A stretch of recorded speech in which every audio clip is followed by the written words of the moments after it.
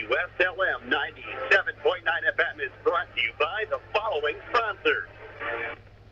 John Jones Auto Group, McDonald's of Salem, Salem Crossing, Meadowview Healthcare, Washington County Tire, Schneck Hospital. Also, Papa John's of Salem, Vital Farms, Jason Petmeyer Insurance, Rodney Bruff Insurance, Temple & Temple. And we are back, Week 7 of IHSAA football action, and tonight on the slate in front of us, we've got the Salem Lions hosting the Eastern Musketeers. Yeah, it's the first leg of the county rival for us, Brandon, and I'm pretty excited. And I'll tell you what, the boys have been fired up for this one. I've been around them a lot this week, obviously in class and stuff, but they really feel like they've got a great shot tonight against the visiting Musketeers, and I think we do as well. And what makes it even sweeter is, as we're watching it right now, senior night is going on. Yep, you always want to win your senior night. Obviously, congratulations to the seniors that have made it this far, and we wish you the best in your future journeys, whether you're football, cheerleading, cross-country, soccer, anything. But, of course, we always just wish the best to our seniors and thank them for their support of the program for the last 4 years. Absolutely. So we'll go ahead and start talking about the Eastern Musketeers, which are 1-5 so far this season, led by head coach Jordan Williams, which he is 1-5 in his first season at this school. He started his coaching career, I believe, as an assistant coach at Charlestown, and then he switched over and was, I believe, in charge of the middle school program over at Silver Creek. And now he's came over and is the head man in Pekin for the Musketeers. You know, a couple things that stick out to me there is, first off, Zach and I played against Coach Williams when we were in high school. I was talking to him before the season started, and he did remember playing us. That year was our junior year. They beat us here, or was it at Charlestown? They beat us one of the two places in the regular season. Junior year was here. And then we drew them in sectional. We did end up beating them in sectional, but that was back when, Charlestown was kind of towards the peak of their program. And then with, obviously, the running back, Marion Lukes, in the backfield, that was a big asset to Coach Williams and his staff. But we have seen Coach Williams. We've played against him as a coach. And look at that 1-5 record. You would think a lot of coaches in their first year at a 1-5 school get really down on the program, get really upset that they're 1-5. But Coach Williams is loving it. He is trying to keep those boys fired up over there, and he's fired up as a coach as well. Yeah, and one thing I will say to give him some credit is he's attempting to create a culture over there at Eastern, and I think he's starting to do a good job. Just hearing the boys talk for Eastern, they sound more excited to be out there. So, you got to give him credit for that. Yeah, absolutely. I agree. And, he came into a tough situation down there at Pekin. Last year, their coach tried to quit on him a couple times in the middle of the season and everything. But Coach Williams seems to have those kids fired up at least about being a part of the program now. Absolutely. And to recap Eastern's season so far, they opened it up with the county rival, the West Washington Senators, and they fell at home 39-0. Then they were on the road at Clarksville, where they fell to the Generals 35-18. They were at home at Jennings County, where they lost 27-2, followed by another loss at Silver Creek 42-0. But then finally, in week number 5, they had a win at Eastern Green 14-12. And then last week, they had a home loss to the North Harrison Cougars 48-6. And, that North Harrison team's not a super high-powered offense, but that 48-6, obviously they were getting the ball and they were moving it well. I think this Pekin team doesn't really truly match up to what their scores show. I don't really know that they're a 1-5 team, but I don't know that they're a team that teams should have been coming out and beating by 30 or 40 points. Exactly, and there have been some improvements from Pekin since last year. Last season, they had a 1-9 record, just to recap. They averaged 6.4 points per game, but they're averaging this season 6.6. That's not a big increase, but, take what you can get. And then the average points allowed last season was 35.1, and this season it's 33.8, so they're working in the right direction that way. In the first round of sectional, they fell to the Paoli Rams over in Paoli 42-0. And last season, Salem went down to Pekin, where the Lions were victorious 37-7. Looking at that Paoli game, Paoli was the number 2 team in our sectional last year. They were the only chance 10 for the state, I think. Yeah, the only team that was going to stop them ended up stopping them, and that was Brownstown. But they were definitely by far the second best team in that sectional. And that Brownstown-Paoli game was pretty close, and you play that again, it might go another way, and Paoli might win that sectional. Right. Go ahead and give us some MSC standings as we currently stand this year so far.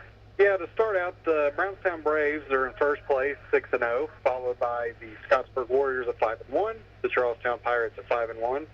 Salem bumped up to fourth at 2-4 after our victory over Corden last week. And Corden fell to number 5, where they are 2-4. North Harrison's 2-4, and Silver Creek rounds it out at 2-4. And I'll go ahead and go into the sectional 40 standings. Like I said, rankings go by beating intersectional teams over non-intersectional teams. So, starting out, Switzerland County is in first at 5-1, followed by Brownstown at 6-0. Clarksville in third at 3-3. Tell City at fourth at 3-3. Paolian at fifth at 4-2. Crawford County at 4-2. Salem seventh at 2-4, and to round it out is Eastern at 1-5. It's kind of weird to say a 3-3 team is in front of 4-2 teams, but like you said, it all depends on if they played intersectional teams or not. But Brownstown Central right there at 6-0, right there behind Switzerland County at 5-1. Both of them obviously good programs this year, but again, Brownstown looks to make another push at winning the sectional 40. Right, and Switzerland County, they've made some drastic improvements from last season to this season.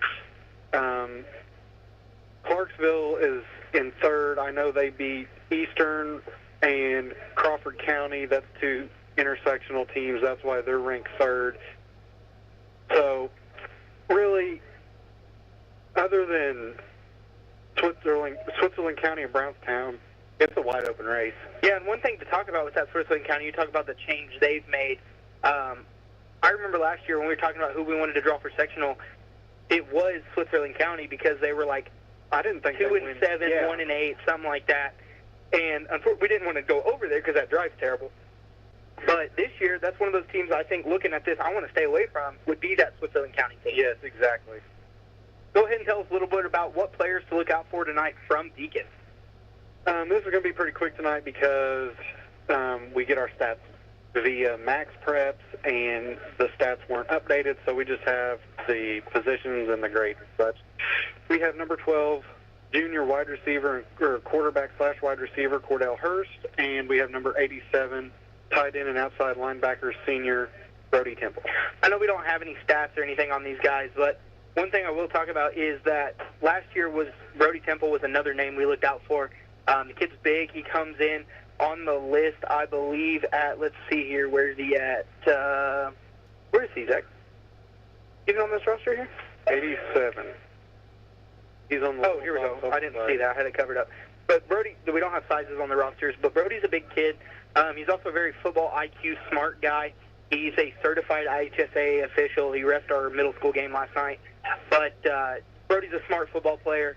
Not going to make too many mistakes or anything like that, but at the same time, obviously a big kid that they might find some mismatches with. One thing we got to keep an eye out for is Brody in the pass game tonight. Yes, if I remember correctly, we called his name several times last season. You know, it was a 37-7 loss for Eastern, but even then we called Brody's name several times, and that was even when Eastern was running that weird offensive formation. Yeah, that we were calling his name on offense and defense last year a whole lot, and I look to do the same tonight. He's a playmaker. He wants to be involved in a lot of different things. But yeah, they ran that tackle over offense last year. I think they kind of went back to a formation like that a little bit this year, so that will be something to look out for tonight to see where they utilize him in that tackle over offense. Right, and we'll go into my keys to victory here. The first point I have is offense needs to capitalize off our defensive efforts. That was my number one key last week. We need to keep the ball rolling from last week. I feel like the offense did a very, very good job last week. We were very efficient. 450 rushing yards. I think we were like just under 470 total yards of offense. That hasn't been done, and I don't even know when was the last time Salem even did that. I would assume probably would have been when we were in high school. I would assume one game that sticks out to me is that Charlestown sectional game our junior year. I threw for 298. And running the ball, we pretty much could run it however we wanted to. So I would assume we probably had at least 150 yards on the ground. But to me, that sticks out as probably one of the last times it was done.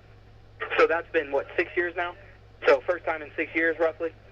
Yeah, and like I said, Salem just needs to keep the ball rolling this week with that. You know, you look at our record 2-4, the season's not over.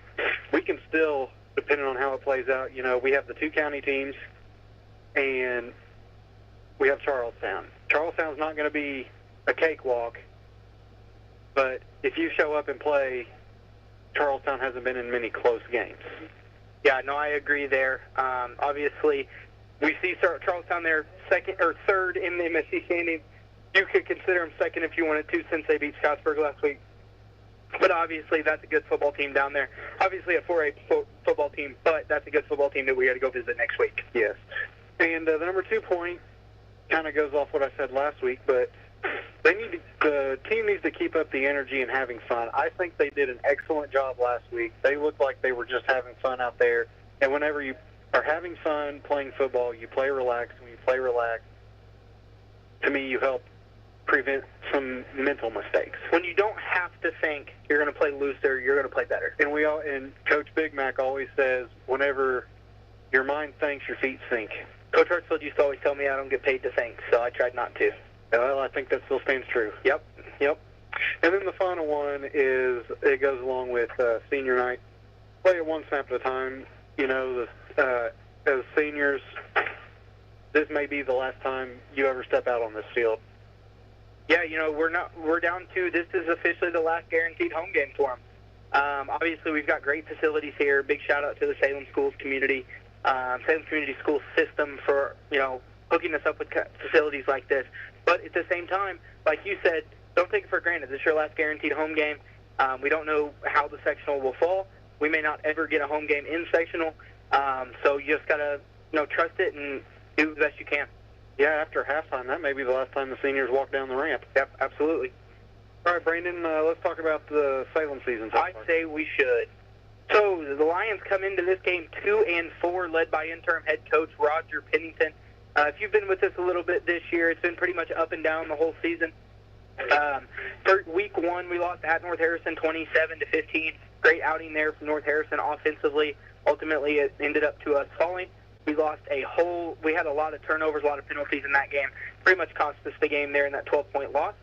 Week 2, we were at home against Silver Creek for the first home game of the year. We beat the Dragons for the first time in 9 years. We took the lead over them 27-20, and that is where the game ended. Week 3, we were home against Scottsburg. The Warriors came over for the Battle of 56, and they beat us 23-6. Offense came out a little high-powered. Once again, another game where we lost based on turnovers and penalties there. And so week 4, we traveled up to Brownstown Central. I was not here. Zach had that game, him and Ethan. Brownstown kind of had their way with us there, beat us 63-7. Obviously, probably the best team that we will see all year is that Brownstown team. Week 5, another game against a team that, we fell to pretty bad last year. Cut the gap a little bit this year, but it was still too much for us to overcome. The Blackhawks of Springs Valley came to Salem and beat us 26-7. Last week, for the middle of our 3-game home stint, we had the Corden Central Panthers that traveled up here. We took care of business there. Again, we cut down penalties. We cut down turnovers. We forced some turnovers.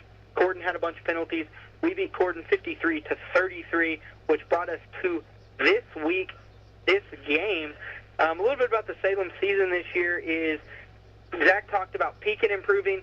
Salem's offense and defense has also improved pretty drastically this year, and it may not sound like a lot, but when you get down to it, it really is. You know, when you come down to an average points per game, you're taking that over the course of a season compared to where we are at.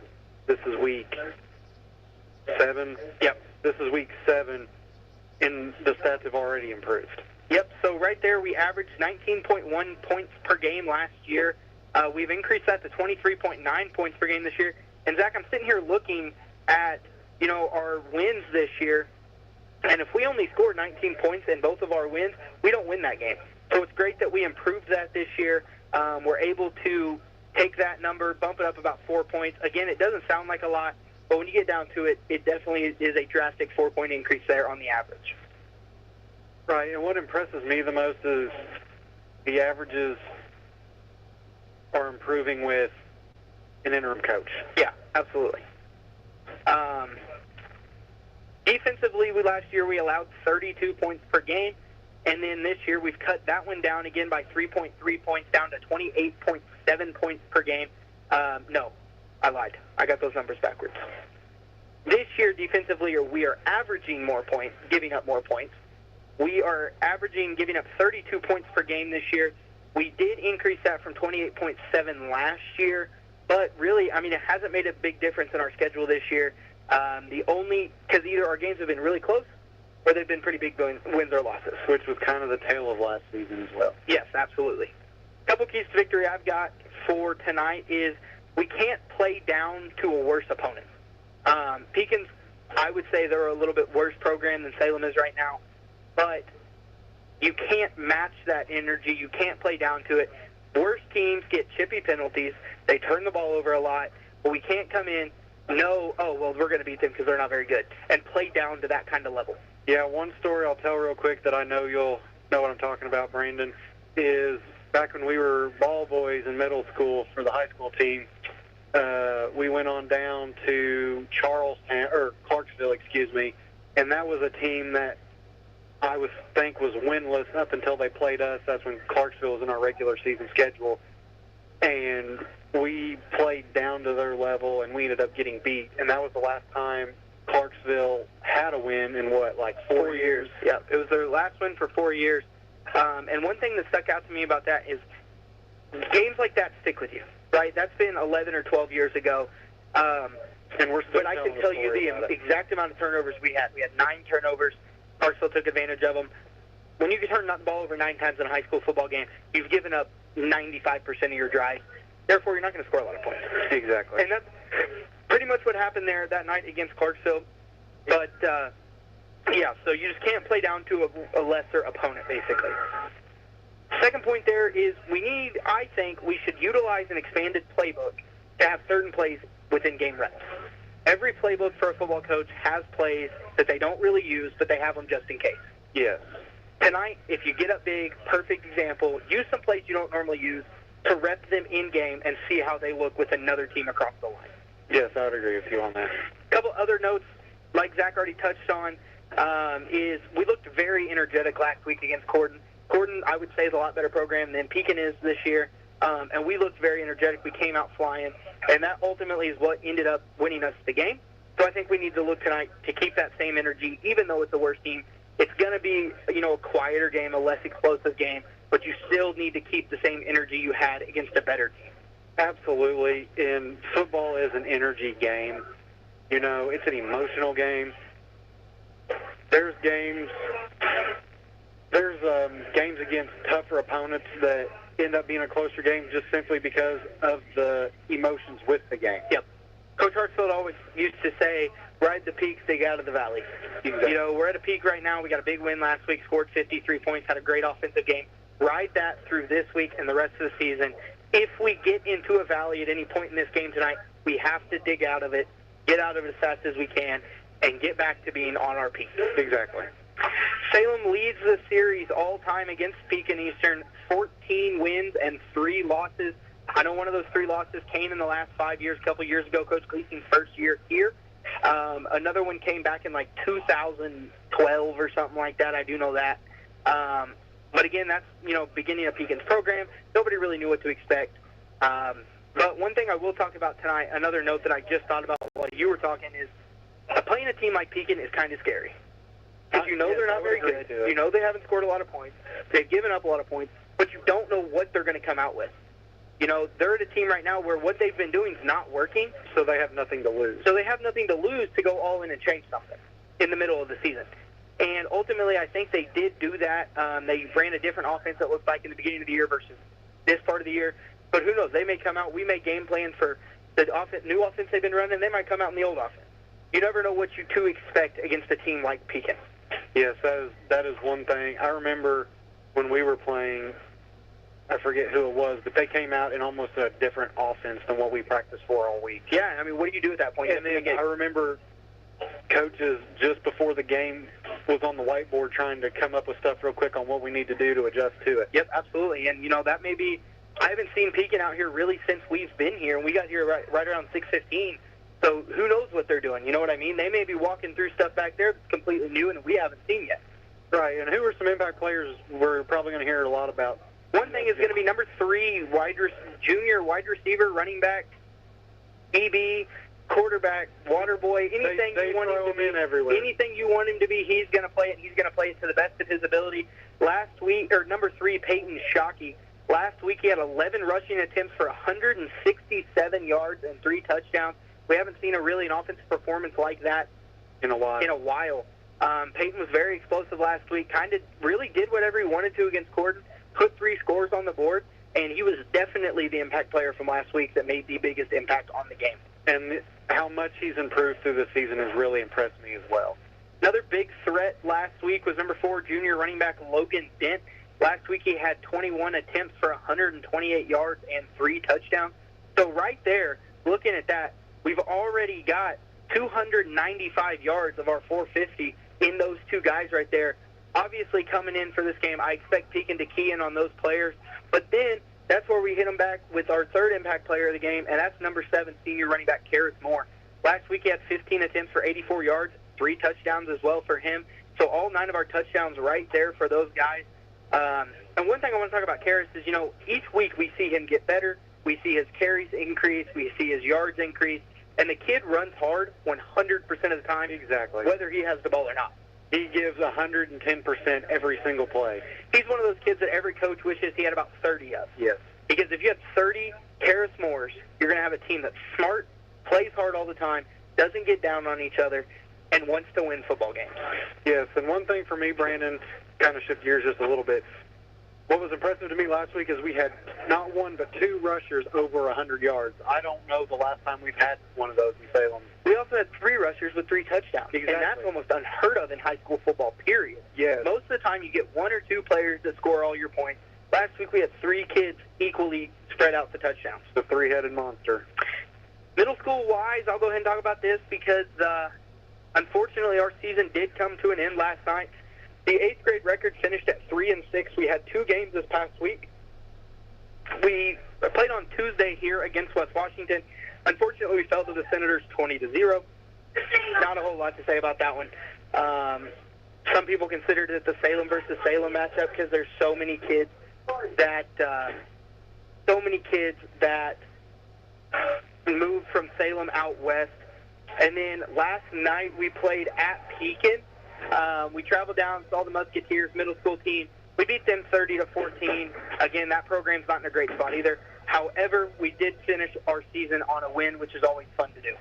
Yeah, it's always great whenever you can end the season on a win, and I know you had your first season at coaching under your belt, so that's some exciting stuff. As the Salem team just made the field, we will give you some real quick games we can listen for. Brandon, do you want to talk about college or local high school? You go ahead and talk about college. I'll talk about the high school. All right, we have number 22, Illinois, traveling to Purdue Saturday at noon. Number 24, Virginia, will be on the road at Louisville on Saturday at 3:30. Kentucky will be on the road for a SEC matchup against number 12, Georgia, Saturday at noon. Number 11, Indiana, is idle this week. It's their first bye week. And then next Sunday, you can tune in to 97.9 The Sports Zone, WSLM. That will be October 12th at 6 p.m. for the sectional draw. Salem is in sectional 40. Pekin is in sectional 40. And I think West Washington's in 48. That sounds right. We're going to step off here, taking just a short break for the national anthem, and we will be right back.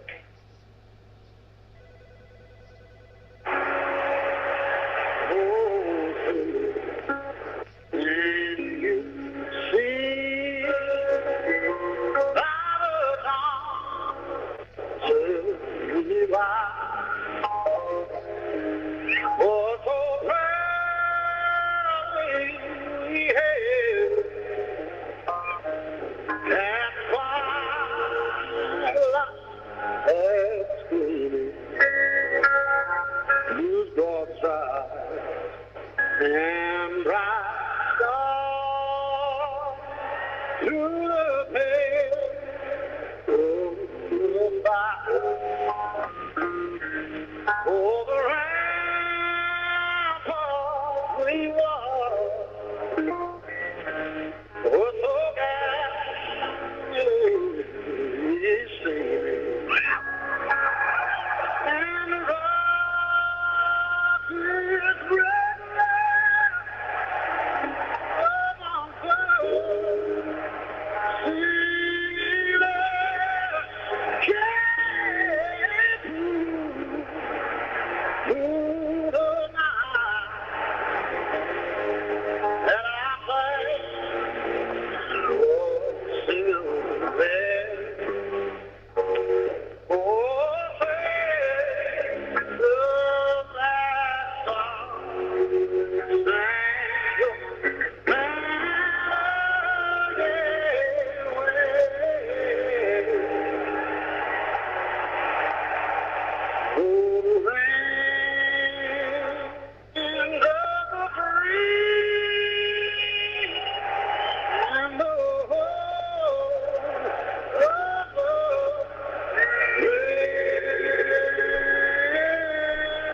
And we are back here, and to go ahead and finish up our pregame show, some other local high school games to be on the lookout for tonight is Brownstown Central is traveling over to Madison to visit the Cubs tonight. Charlestown Pirates are visiting the Corden Central Panthers. Scottsburg Warriors at the Clarksville Generals. Silver Creek Dragons are on the road for an MSC matchup against the North Harrison Cougars. And the Senators of West Washington travel to a different time zone to play the Commodores of Perry Central. I didn't realize they were the Commodores. Yes, sir, they are. A little green and white team down there. They're also having a pretty bad season. I think they might be 0-6 right now. Really? Yeah, Perry Central's not having a great year. That's crazy. Normally a powerhouse in the Plaque, but this year they are definitely down pretty drastically. I think they were kind of down a little bit last year, too. Yeah, they have not been playing well this year. I think they're they're either 1-5 or 0-6. Depends on if they played Eastern Green or not, because I don't think that Eastern Green team's very good. No, they are not. But Perry is also down a little bit this year in their program. Got about a minute 40 seconds here to go before the game starts. We are currently watching the captains meet at center field for the coin toss. Captains for the Lions are number 50, senior Cage Calloway, number 7, senior Terrace Moore, number 14, senior Lenny Wynn, and number 8, senior Braxton Dean.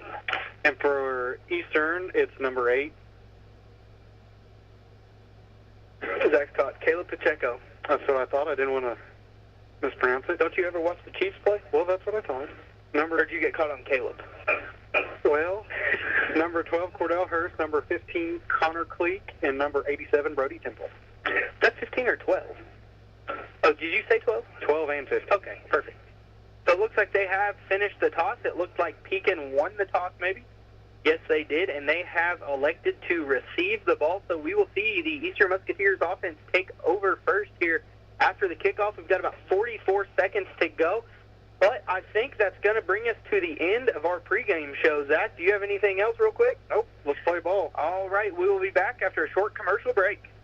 WSLM 97.9 FM. This has been the Salem Lions pregame show, brought to you by the following sponsor: John Jones Auto Group, McDonald's of Salem, Salem Crossing, Meadowview Healthcare, Washington County Tire, Schneck Hospital. Also, Papa John's of Salem, Vital Farms, Jason Petmeyer Insurance, Rodney Bruff Insurance, Temple and Temple.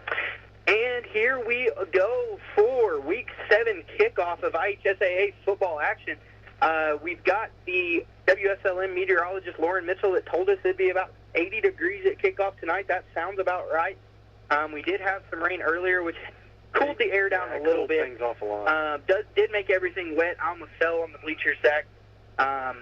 It didn't even rain on my side of town. Oh, it poured in this side of town. I was getting ready to walk out during 7th period, and somebody goes, "Is it raining outside?" And I look out, and it was pouring. It rained for like 2 minutes, and it quit. Well, I called you, and you're like, "Well, I'm watching it rain in town, but it ain't raining here." And I was like, "Well, it's definitely raining here. I can tell you that much." So 12 minutes on the clock, ball's on the tee, teams are lined up. And number 18, Renee Alvarez, is in to kick it deep to get us started here. Back deep to receive for Eastern is going to be Boston Lee and number 34. I'm not sure who that is. But the kick is going to land about the 7-yard line. It's going to bounce into the end zone. Great kick there from Renee. Eastern will take over 1st and 10 here on the 20-yard line to get us going tonight. Yeah, number 34 is not listed on Eastern's roster. Illegal player, get him out. Kind of my theory on it. Well, I mean, we got some people that aren't on our roster also. That's fact. So the Musketeer offense is in the huddle, and the Lions defense is set here to make their first stance. Musketeers come out in a wing T formation. That is very remnant of what the middle school ran last night. There is the snap. He's going to hand it off to the fullback up the middle, who's going to dig his way forward for about 4 yards. So that is going to be 3 yards is what they're going to give him. So it's going to bring up 2nd and 7 now. There's a late flag on the There's play. a late flag, and it's on Pekin, I believe. Salem's clapping. Yeah, it looks like it might have been on Pekin. I'm not sure exactly who it was, but it was definitely a late flag. So I'm going to guess it's a 15-yarder. Waiting on the call from the White Hat. Let's see here. Going to be no personal foul on Eastern. That's not the way you want to start the team if you're Eastern. No, it is not. If you're Eastern, and that's how you want to start if you're Salem. Gain 3, go back 15, so it's going to be a net loss of 12 yards there on 1st down for Eastern. So they will have the ball 2nd and... Where are they going to mark it at here? 2nd and 16 now for the Musketeer offense here, back on the 14-yard line. First is under center, wing T lined up behind him. One receiver on the near side here, tight end also on the near side here. There is the snap. It's going to be handoff again to the fullback, who tries to cut to the outside, and he fumbled the ball, and Ethan Campbell has it. He is going to be brought down at the 8-yard line. Great defensive stop there. Initial hit was made by Cage Calloway, and Ethan Campbell came up with the ball. So the Lions offense will take over 1st and goal here on the Musketeer 8-yard line. I didn't even know what happened, Brandon. I look up, and Ethan Campbell's got the ball running. Yeah, great defensive play there from Eastern after the fumble to make the stop before he got into the end zone, but great turnover forced there from the Lions here on the first drive. 11:40 remains in the first quarter. Lions come to the line. Dent and Moore in the backfield. Braxton Deans under center. There is the snap to Braxton. He's going to toss around the right side to Dent, who cuts up the middle and is brought down at the 3-yard line there. It's going to be about a 5-yard pickup there for Logan Dent on 1st down. Zach, who made that tackle? Number 70 what? I didn't see it. 72, I believe. It's going to be Chase Batt. He is a sophomore, plays O-line and D-line. Pretty good-sized kid down there for the Musketeers. DJ Ward and Noah Lynx, I believe, was subbed in for Salem. Lions come out, and they're inside the 5-yard line, 3-back set. Karras Moore, Ethan Campbell, and Logan Dent in the backfield. Braxton Deans under center.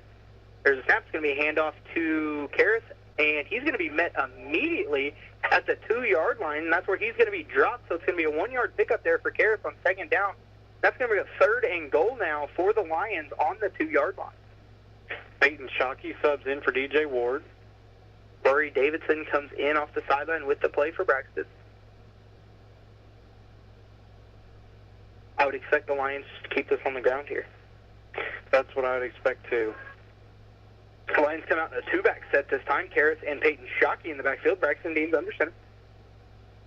Logan Dent's in motion. There's a snap. Toss right to Peyton, who cuts back up and walks into the end zone for the Salem Lions touchdown.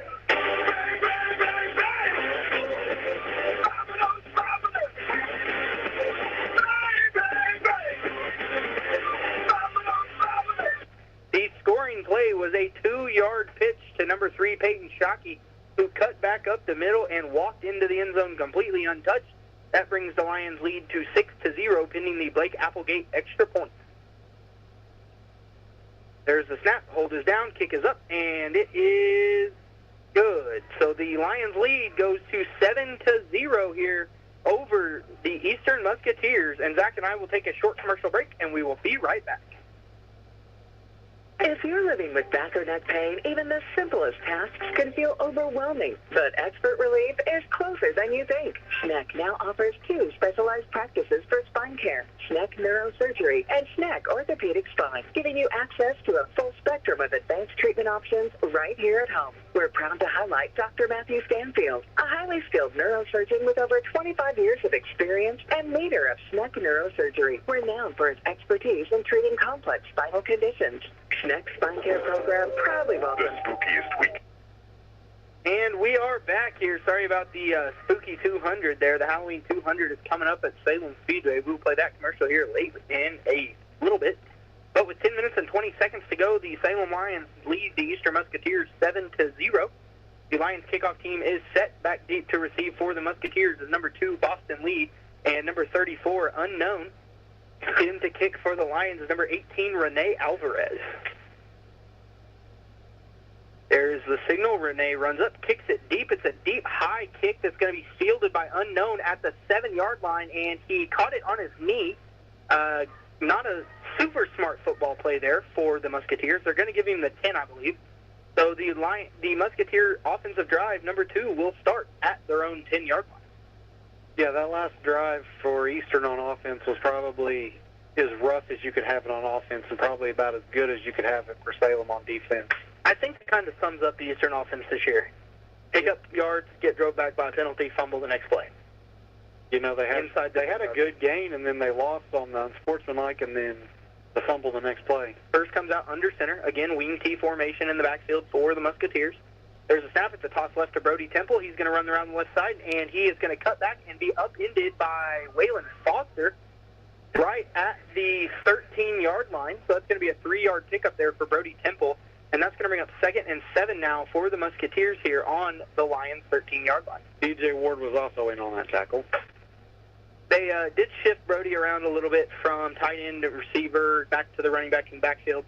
Obviously, at this point, you just got to get your playmakers the ball and hope he can do something with it. Yeah, that's essentially what they did. The Musketeers come back under center with Hurst and wing T behind him. Receiver on both sides here. 2nd and 7. Hurst gets his line set. He takes a snap. Again, it's a toss left. It's a reverse, and it's going to be a double pass, and he's got a wide receiver wide open in the middle of the field. It's caught at the 40. He's off and running. He's across 50, 40, 35, 30. Being chased by the Lions. He's across the 15, 10, 5. Diving attempt from Peyton Shockey, but it is not enough as number 21, Lucas Langley, gets into the end zone on the 87-yard pitch and catch from number 8, Caleb Pacheco, and the Musketeers score quick here on the Lions defense. Yeah, the Salem overcommitted one way, and the receiver was running butt naked on the backside on the post route. You know, that is a great call, but it's a tough call there for Coach Jordan Williams over there on the Musketeer sideline for it to be a double reverse pass in your own end zone. You know, but that kind of goes into what you were talking pregame show for Salem, but this would go for Eastern, dig into your playbook into the back end. You never know what to expect from a team like this. So in the kick is the Musketeers for the PAT, and it's blocked right at the line. The block was made by DJ Ward. The kicker for the Musketeers was number 30, Jeffrey Fowler, but the attempt was blocked. Great defensive play there from DJ to get through and block that. So the score stands, Lions 7, Musketeers 6 here with 9 minutes and 23 seconds to go in the first quarter. And, Zach, we might as well just stay right here as fast as they get back up on kickoff. Yeah, Salem's already taking the field again. To go back to what I was saying, the Salem defense overcommitted one way on the pitch, and then there was the reverse, and we started to commit to that, and the wide receiver was running wide open. He caught the ball at the midfield logo. Yeah, not only is that a great call there from Coach Williams, but it's great blocking from the offensive line. You know, that play takes time to develop. They pitched it to Brody. Brody pitched it back to the receiver. The receiver was in his own end zone, threw about a 45-yard ball right into the middle of the field and right into the hands of his receiver, who ultimately was far enough past the Lions' off defense that they just couldn't catch him. Yes, as the Musketeers set up in their kickoff formation, we have 9:23 in the first quarter, Salem 7, Eastern 6. One thing I'll talk about is just the absolute deafening silence over here right now on the Salem sideline. That touchdown kind of shocked everybody, and everybody's just sitting over here as quiet as can be now. Yeah, there's not much noise over here. There's not much noise in the building, honestly. No. In to kick for the Musketeers, number 8, Caleb Pacheco. And he is going to line up. It's going to be an onside kick, and it's going to be fielded by the Musketeers. There's a flag on the play. I'm not sure what it's for. I think it's going to be an illegal touching on the Musketeers. So the Lions should keep the ball. The rule is that it has to be 10 yards. Nope, they are going to give it to Eastern. That is a big change of events. It sounds like they're going to give it to Eastern based on the Eastern response there from hearing the ref talk. Yeah, Eastern. I mean, it wasn't really an illegal touching. It went 10 yards. It touched the Lions, and it touched the Lions player, and then a Musketeer. So let's see here. Let's see if we can get a response from the Lions side. And Eastern's kind of lining up in the huddle like they. Yeah, I think somebody heard the refs maybe say that it was going to be Musketeer football. There's a big conversation going on in midfield.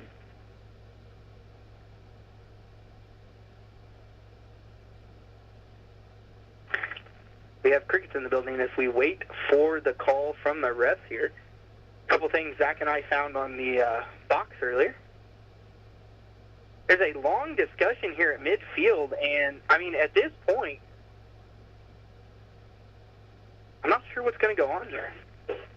The kick was short. It rolled 10 yards, but it took a minute to get there. Let's see here. I think it's going to be Musketeer football here. I don't really understand how the call could go any other way, really. No, it looks like it's going to be Lion football. Nope, they're going to personal foul. I don't know what that call is. There was some kind of illegal block or something that went on. I guess that's... I'm guessing that's for them touching blocking. it. I'm guessing it's because they hit a Salem player, never gave him a chance to catch the ball. They said they were blocking before the ball went 10 yards.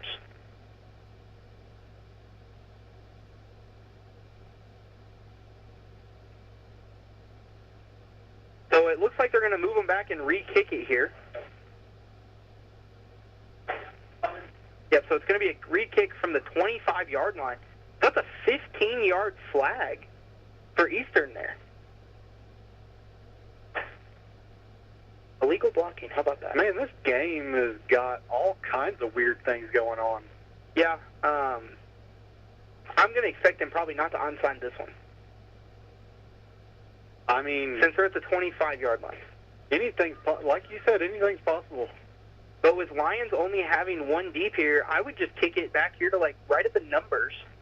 And hope your player gets gets down there before the Lion does. Because you really don't want to give them the ball at the 30-yard line. Would be the way I view it. We're not even 3 minutes into this ball game. They did change their kicker, so back onto the field comes Jeffrey Fowler. So they took the onside guy out. Looks like it might here be now a deeper kick. Lions kickoff return team has a 6-4-1 look going on. So 6 on the front row, 4 on the second row, 1 deep back at 30, and that's number 9, Dylan Walters. So Fowler is getting the ball set, and he looks like he's going to kick it deep. He's 7 yards from the ball. He's also their PAT kicker. I would assume he's probably got the biggest leg on the team. That would be my assumption. So there is Fowler with the kick. It's going to be a short kick fielded right at the 46-yard line by Mason Quinlan. And he is going to catch it and take a knee.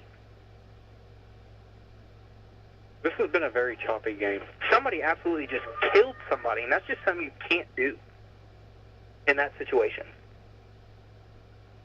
Salem blocking or... Salem blocking. I didn't see it. One of the Salem players came through after he took a knee and just flattened one of the Pekin kids, and that's just something you can't do. I didn't see it. So the Lions offense will take over 1st and 10 at the Musketeer 45-yard line. Braxton Dean is in gun with Logan Dent on his right. 2 slot backs on this side for the Lions. There's a snap. Braxton's going to look. It's a quick pass to number 4, Dent, who catches it in the backfield and is brought down in the backfield by number 87, Brody Temple. It's going to be a loss of 2 there on the pass play from Braxton to Logan. And I heard about that play today. One of the kids told me about it. Oh, they did? Yeah, they You did. probably have all the I do. the odds and ends. I do. I don't bring them out on the radio just in case the other team's got somebody listening. You never know. Hey, more power to We need to get those things that go, those cards that go over our mouth so they can't see what we're talking about. like the Applebee's commercial. Yeah. So the Lions offense has 3rd and 12 now, or 2nd and 12 now. Braxton's under center. Peyton Shockey's in motion. There's a snap. The toss left to Peyton. Peyton cuts back up. Has nowhere to run. Great defensive play there from the Musketeers. Shockey is going to pick up. Let's see where they mark this. 2.5 yards. Ethan, can you put that on the stat sheet? 2.5. Yep, so it's going to be a 3-yard pickup there for Peyton Shockey, and this is going to be 3rd and a long 9 yards now for the Lions here on their own, on the Musketeer 44.5-yard line. You know, Brandon, on my keys to victory, energy was one thing I put we needed to have, and I feel like we were lacking that. I'm telling you that touchdown that killed it. Braxton's under center. Karras and Shockey are in the backfield. There's a snap, and it's going to be a toss right to, no, that's Logan Dent. He's around the right side, cuts back up through his own blockers, and he's tripped up. And that is going to bring up 4th and 1 now for the Lions offense. And they're going to get quick on the ball here. I expect to see QB sneak from Braxton Dean. Braxton's under center, 2 backs in the backfield. Pekin is not ready for this QB sneak. There's a snap at the toss left to Dent, and he's going to pick up the first down where he gets tripped up. It's going to be a 5-yard pickup there for Dent on 3rd down, so that's 4th down. So that is going to bring up 1st and 10 Lions here on the Musketeer 31-yard line. Eastern wasn't even hardly in their stance whenever that ball was snapped, Brandon. No, I think any play we could have ran there probably was going to get the first down. Braxton breaks the huddle, comes to the line. 7:20 to go here in the first quarter. Braxton's under center with Karras and Dent in the backfield. There's a snap. It's going to be a handoff to Karras up the middle. He's got a pretty big hole. He fights his way through it, and he's running over Eastern kids. He was dragging 3 Eastern kids on that play. It's going to be an 11-yard pickup down to the 20-yard line, and that's going to be a first down at the legs of Karras Moore. 1st and 10 Lions here at the Musketeer 20-yard line. 7 minutes remain in this first quarter. Still 7-6 Salem. Braxton comes out under center. Karras is the lone back in the backfield. Logan Dent at left slot. There's a snap QB sneak with Braxton. He gets a pretty good push, and he is going to make his way forward for about 6 yards. So that's going to be 2nd and 4 now for the Lions here on the 14-yard line. That was an interesting play call on 1st down. I'm not disagreeing with it, but it's just interesting. So 2nd and 4 for the Lions now. I think Eastern is getting pretty worn down here in this first quarter. This has been the longest first quarter of a high school football game. That's Logan Dent in motion. There's a snap. Fake toss to him. Braxton rolls out to his right, throws it deep into the end zone to number 20, Drake Cottrell, who catches it in the back corner wide open. And that is going to be a touchdown for the Salem Lions.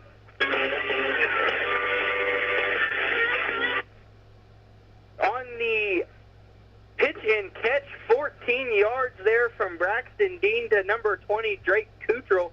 And that is going to extend the Lions' lead to 13-6, pending the Blake Applegate extra point here.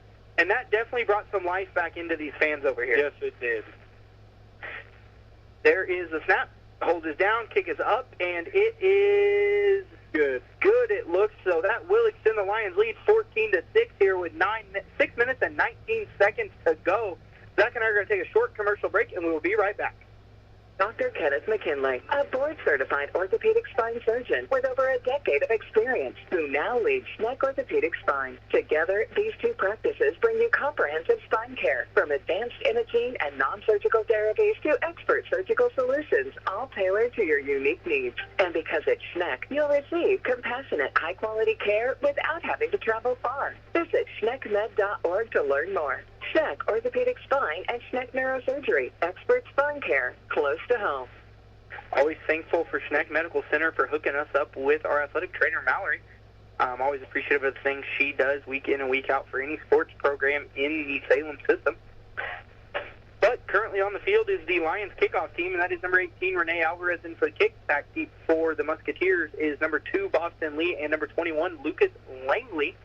They have taken out unknown and put in somebody with a roster name. They moved him up to the second row here. Yep. So there is the kick from Renee. It's again a great deep kick fielded by Boston Lee at the 10-yard line. And he's going to cut back up the middle immediately. He tried to get to the outside, got tripped up right at the 23-yard line.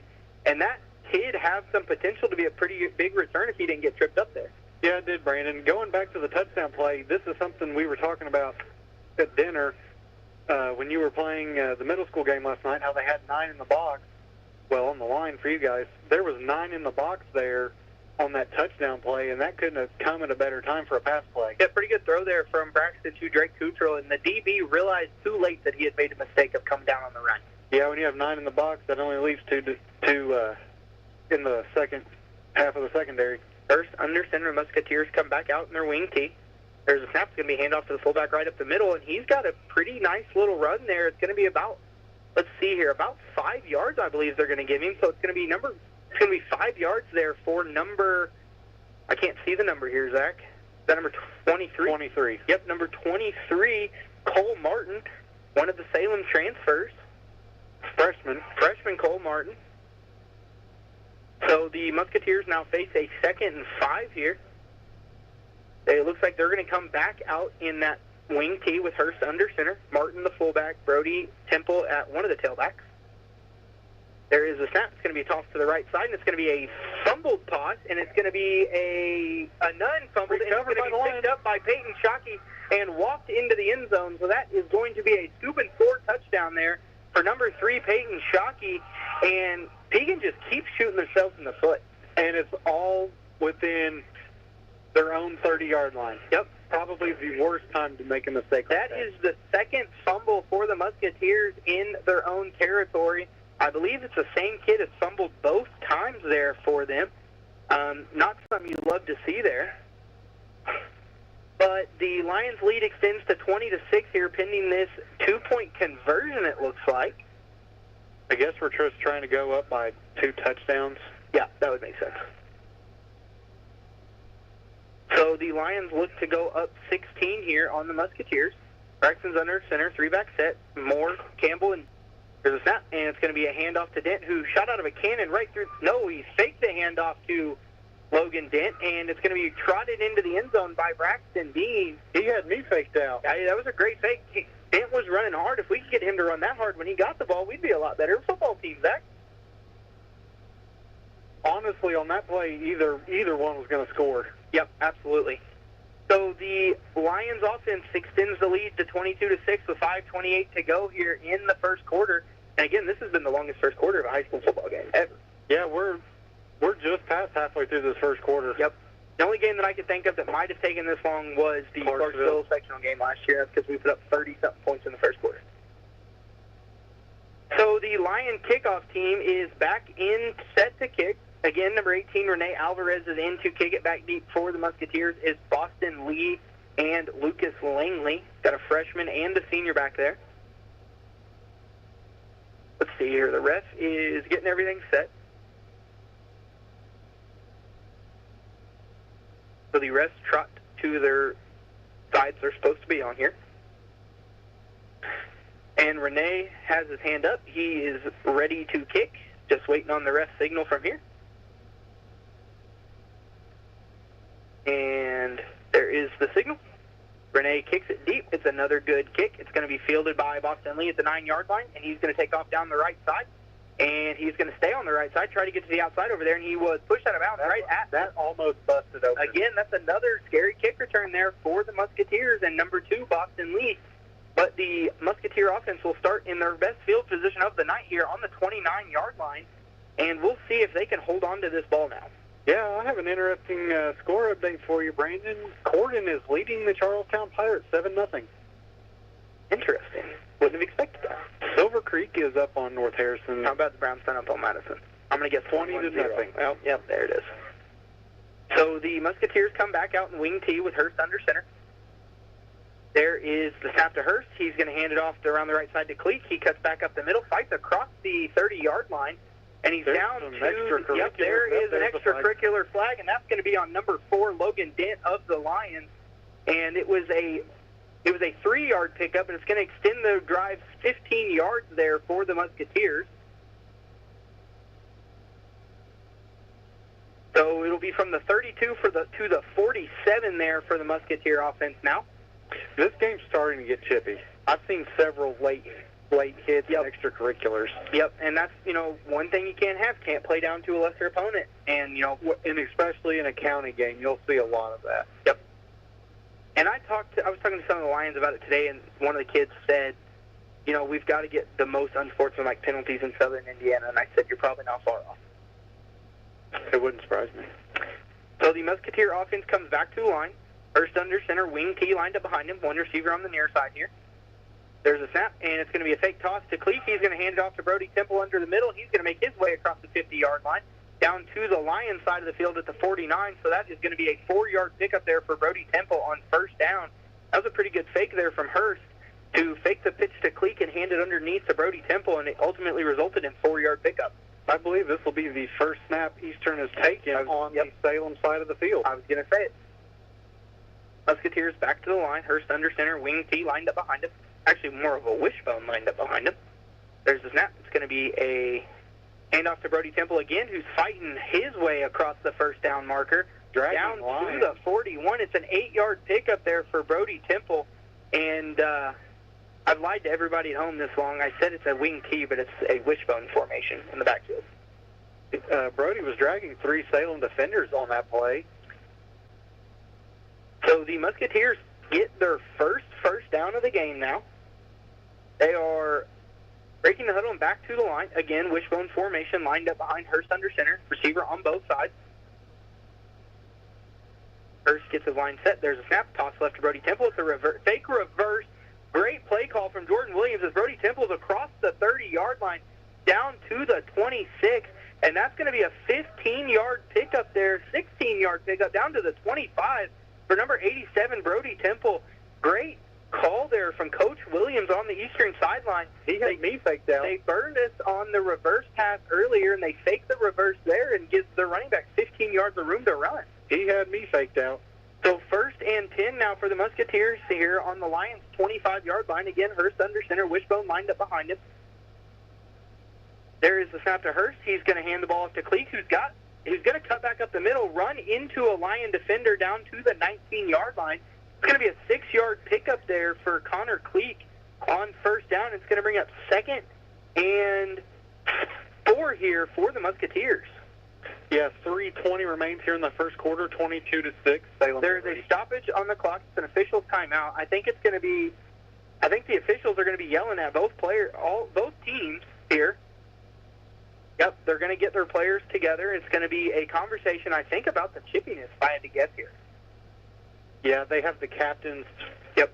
They have 3 captains, all 4 captains now for Salem, and 2 captains for Eastern. Yeah, I think so. And I think it does have to do with the chippiness here in this game, and it looks like the refs aren't going to be putting up with it. So both teams are going to be have to be very careful here. They're having a serious conversation with the captains at the 20-yard line. Well, one thing is that I want to talk about for those at home that don't know this is if you get ejected, you're out next week too. Yes. And I remember when they put that rule in.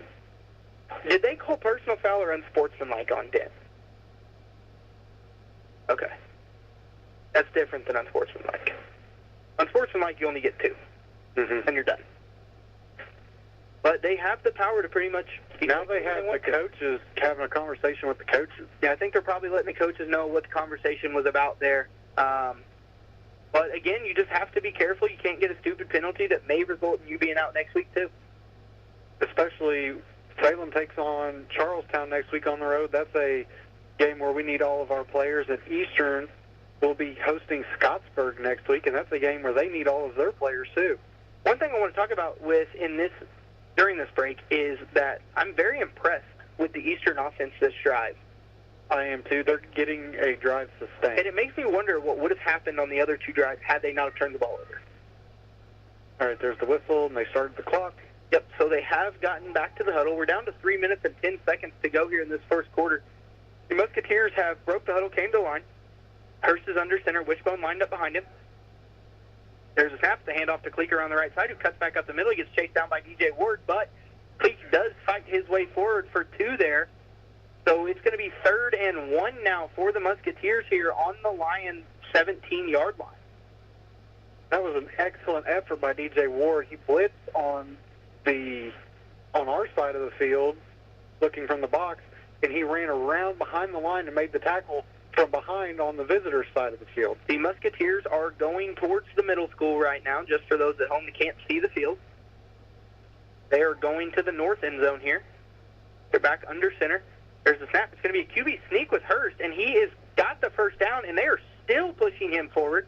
And let's see. They ruled progress stopped. Which they stopped his progress about was 5 yards from where he's standing right now. That, if I was the coach, I'd be bad about that.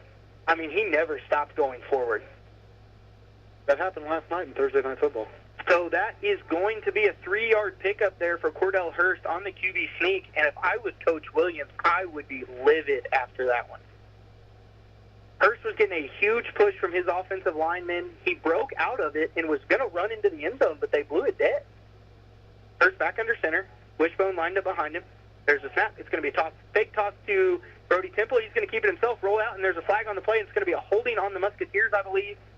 So it's going to be currently a loss of 3, but it's going to go 10 yards backwards from that one. Yep, holding on the Musketeers, so that's going to be a 10-yard penalty there on the Musketeer offense. Going to be from the spot of the foul, so let's see where they mark the spot of the foul. So it's going to be marked off from the 17, it looks like. So I think it's the 17. Let's see here. No, they're going to mark it off from the 14. So it's going to be back to the 24-yard line now. Don't know that that was the exact spot of the foul there. Yeah, they did it from the line of scrimmage. Yep. They got that rule backwards. We're still not to the end of the first quarter, and we've seen a little bit of everything tonight, Brandon. Minute 45 to go here. Lions lead 22-6 over the Musketeers. Musketeers have 1st and 20 now here on the Lions' 24-yard line. And with Coach Williams over there calling the plays, we might see something pretty exciting here. They don't have anything to lose. I'll just leave it at that. First under center, wishbone formation for the Musketeers, and Coach Williams is going to take his first timeout. That's going to be our first timeout of the game. And we will be back after a short commercial break. And in racing is coming to Salem Speedway. 3 big spooky days of racing and Halloween events are coming up on October 17th, 18th, and 19th as the Salem Speedway hosts its 37th annual Halloween 200. Tickets are now on sale at salemspeedway.com. Come out on Friday, October 17th with free admission. Pits open at noon with light concessions. Come see Street Stock and Crown Vic practice from 3 to 6 p.m. and stick around for trunk or treat after practice with a band and a best decorated camper contest. Saturday, October 18th will feature Halloween 200 practice, Mike's Muffler and Brakes, CVBT, Spooky 200, Salem Supercars, CVF8, CV Future Stars, CVST. The pits open at 10 a.m. with spectator gates open at 1 p.m. and practice at 1 p.m. with races starting at 5 p.m. Sunday will feature the Halloween 200 featuring the legends, CV Future Stars. Pits open at 8:30 a.m. and spectator gates open and practices start at 11 a.m. And we are back here as Eastern is under center with the wishbone formation in the backfield. And there is a snap. It's going to be tossed left to Brody Temple, who's going to keep it himself. He's going to keep rolling. He's going to cut up. He's got some blocking. And he's going to be across the 15 down to about the 14, so back to the original line of scrimmage. So it's going to be a 10-yard pickup there for Brody Temple on 1st and 20 and bring up 2nd and 10 now for the Musketeers. I think there was probably 4 yards before a Salem defender made contact with Brody. One thing I will talk about Brody Temple is he's a very patient runner. He waited for his blockers, he waited for something to develop, and he hit the hole, and he was ready to run. Which is an incredible skill to have at the high school level. So the Musketeers have broke the huddle and came back to the line. It's my time to stand up because I can't see the thing over there. Wishbone formation in the backfield for him. There's a snap to Hurst. It's a fake toss. It's going to be a handoff underneath to Brody Temple. He's across the 10, and he is going to be brought down at the 8-yard line. So that's going to be a 7-yard pickup there for Brody Temple on 2nd and 10, and that's going to bring up 3rd and 4 now for the Musketeers here on the Lion 8-yard line. This will be the 10th play of the drive for the Eastern Musketeers. Coach Williams is looking to sustain the drive here and some time. They may just run this quarter out. I would assume that will be the end of the first quarter, and it's going to be. So at the end of one here, the Lions lead the Musketeers 22-6. We will be back after a commercial break. Many thanks to our fine sponsors. Salem Lions High School football continues in just a moment on WSLM 97.9 FM. When it comes to getting the job done right, from driveways to bridge work and paving to construction and excavating, there's one name you can count on: Temple and Temple Excavating. Serving homeowners and also handling big jobs for city, county, and state highway projects. They've built a reputation on quality work since 1948. Driveways, construction, demolition. If you need it moved, cleared, built, or torn down, call Temple and Temple Excavating at 812-883-6644. Temple and Temple, digging deep and building strong communities, one project at a time. Call Temple and Temple today and get the job done right. And we are back here again on this 97.9 WSLM Sports Zone as Eastern faces 3rd and 4 here on the Lions' 8-yard line. And they are under center in a push-push formation. There's the snap, and it's going to be a QB sneak. And Cordell Hurst has made his way all the way down to the 4-yard line. And he is going to be, no, they're going to mark him at the 5, so they're going to give him a gain of 3. So it's going to be 4th and 1 now for the Musketeers. Same exact formation. Same formation, push again. There's a snap, and they're going to push Hurst backwards, but he is going to make his way through, and he is going to, great second effort. He fumbles the ball into the end zone, and it is going to be recovered by the Lions for the touchback. And if you're Eastern, that is a killer mistake. That is the worst possible thing that could have happened for them there. Hurst got pushed back quickly. Great second effort. He made his way all the way down to like the 3-yard line before he fumbled the ball into the end zone. And that was a long drive there for the Musketeers. I think Ethan may be having the play. That was 11-play drive. 11 plays, probably 6 minutes? Yes. And it was about almost 70-yard drive. And then Hurst fumbles into the end zone and turns it over.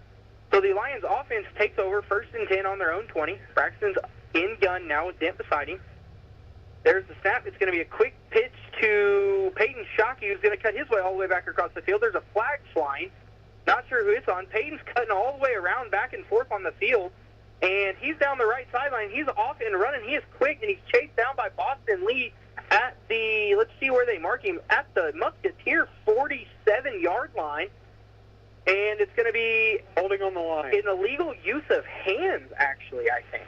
Well, no, I think he did this. No, I think he had the hold. Let's see here. We'll see. I think it's blocking the back.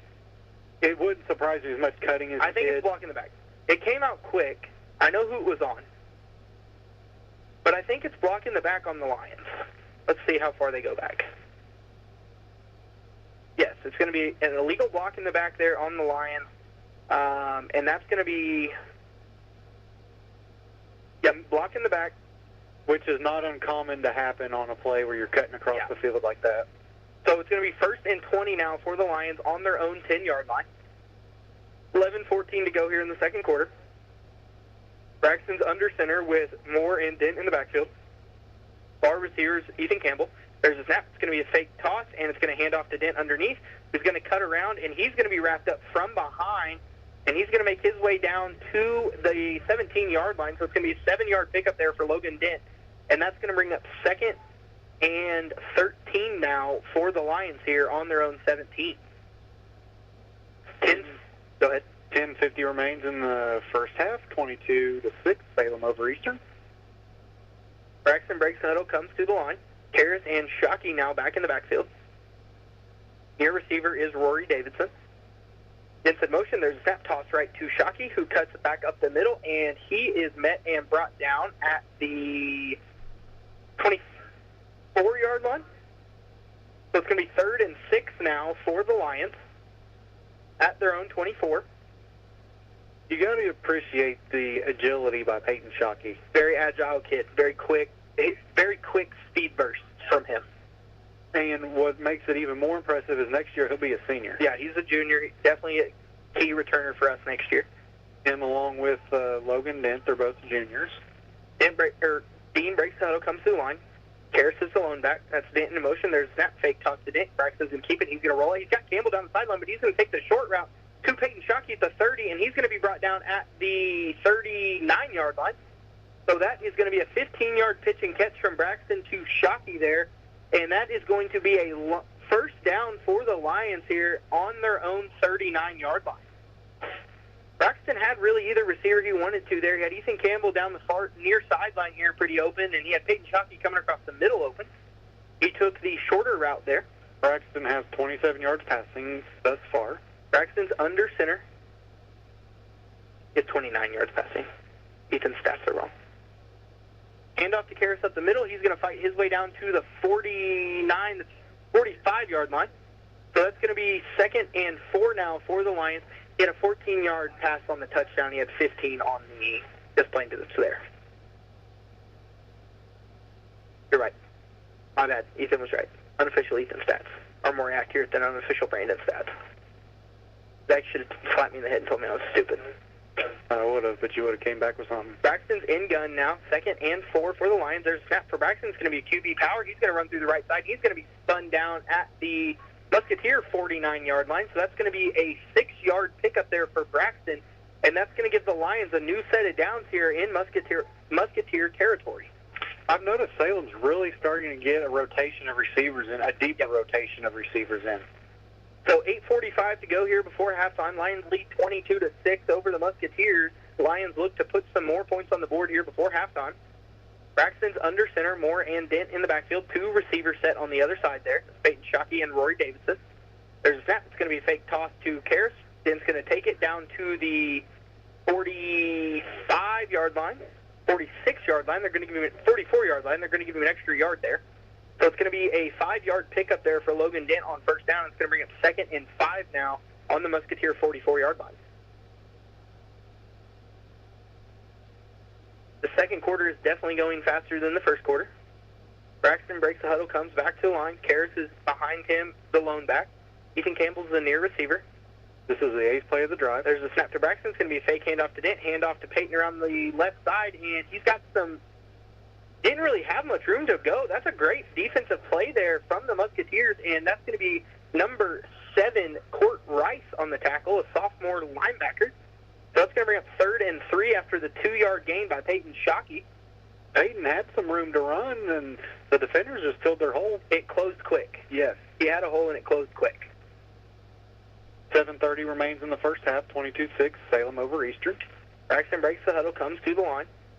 Dent and Moore, the backs in the backfield. Far receiver is Rory Davidson. Peyton Shockey's here at near slot.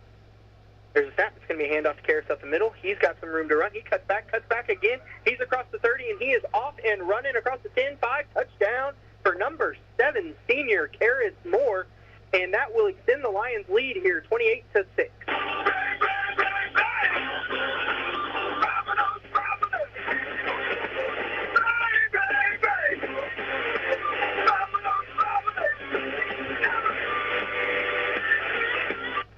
So the Lions lead 28-6 pending this 2-point conversion here. And that was a big run there for Karras Moore. I think it was about, how far was that? 42 yards? That's kind of what, I couldn't remember, 32 or 42. Thank you, Ethan. But the Lions come out. Braxton Dean's going to run QB power around the right side, and his hole closed, but he got between them, and he's going to be in for the 2-point conversion. So that extends the Lions lead 30-6 here.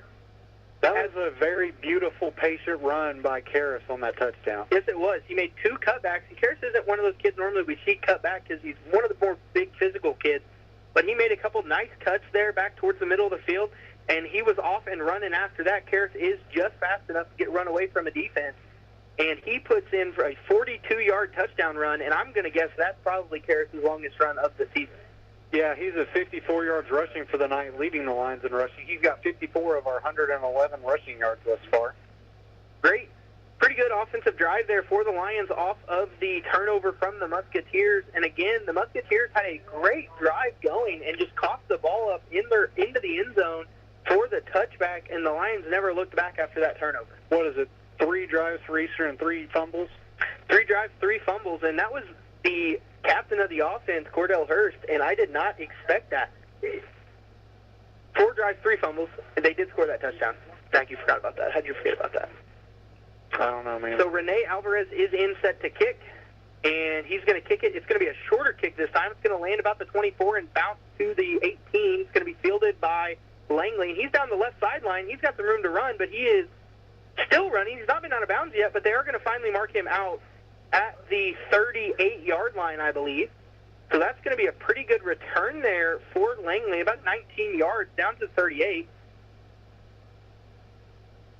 39, so it's going to be a 20-yard return roughly. So the Musketeer offense takes over once again on their best field position on their own 39-yard line.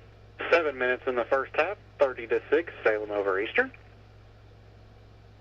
I got a few quick score updates while we wait on this play. Corden is up 10-7 over Charlestown. North Harrison and Silver Creek's tied at 14. And Brownstown's up 35-0 on Madison. That got out of hand quick. They scored twice since the last time I checked. Yeah, it's not good. So the Musketeers come back to the line. Hurst is in gun now. 2 wide receivers to the far side. Slot back here on the near side is Boston Lee. There's a snap to Hurst. He hands off to Kleeker on the right side, who cuts back, and he's still cutting back. And he's going to be brought down at the 41, so it's going to be a 2-yard pickup there for Kleek on first down.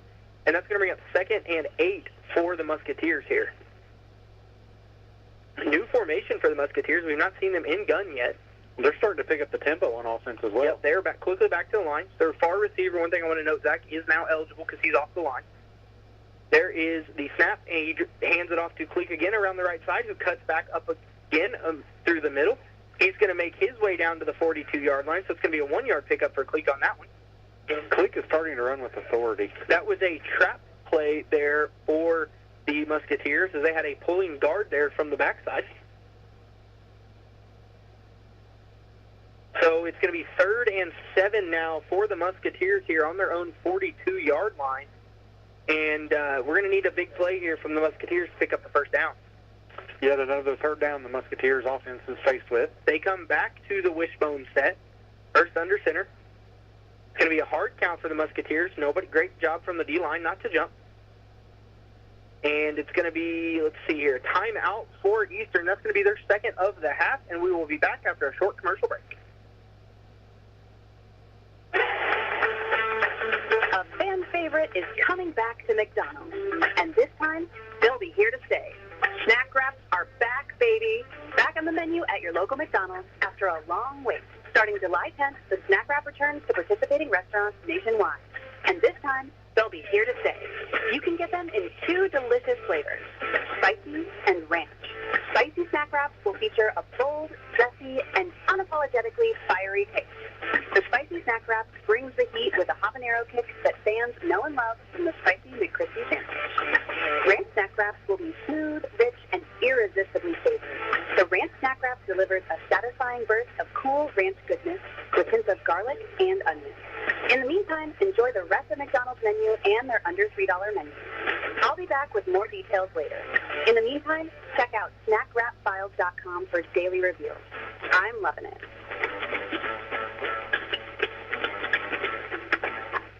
And we are back here with 5:43 to go before halftime.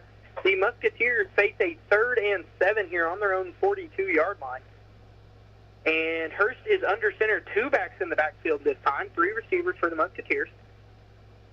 There's a snap. It's going to be a handoff to Kleeker on the left side, who cuts up, and he's across the 45. He's across the 50. He's off and running, runs into Lenny Wynn at the Lions' 42-yard line, and that is going to be where he's brought down.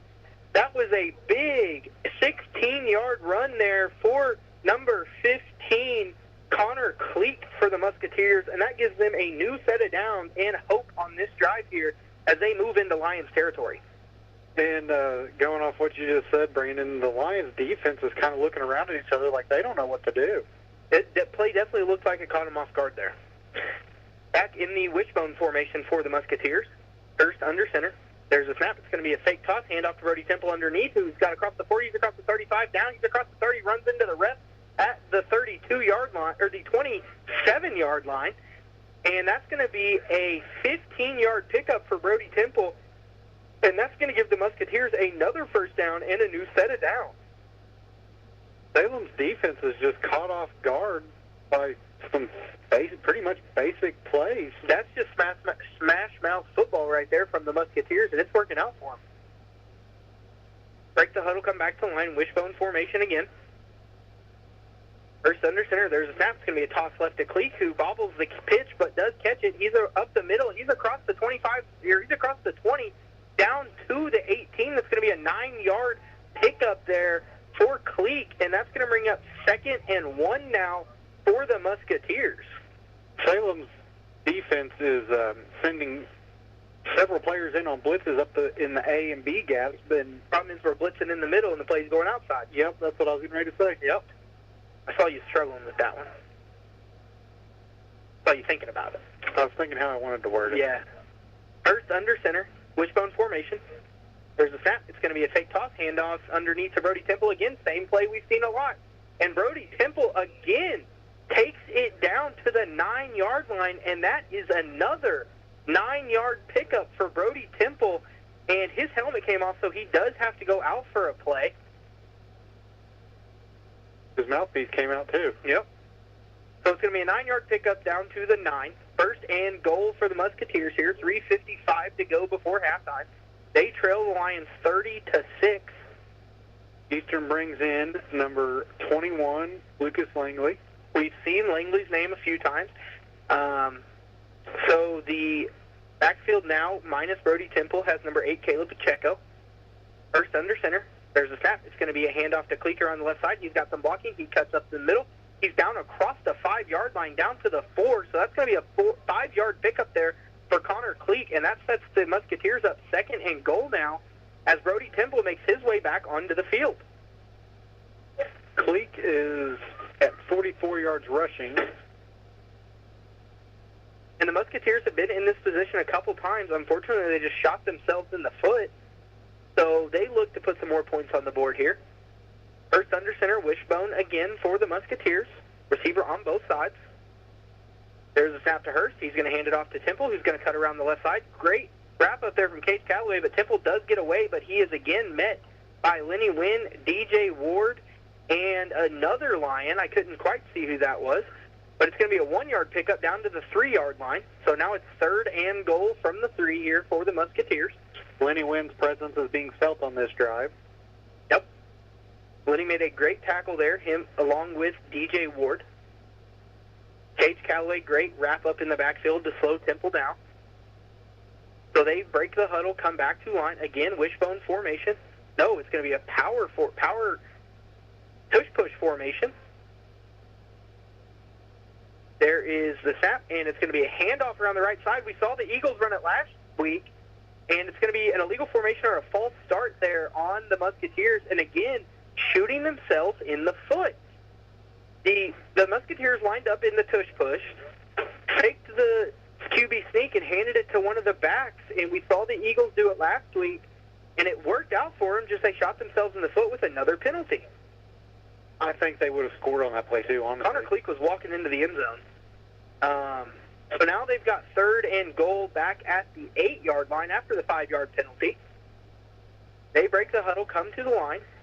Again, it's going to be wishbone formation for the Musketeers.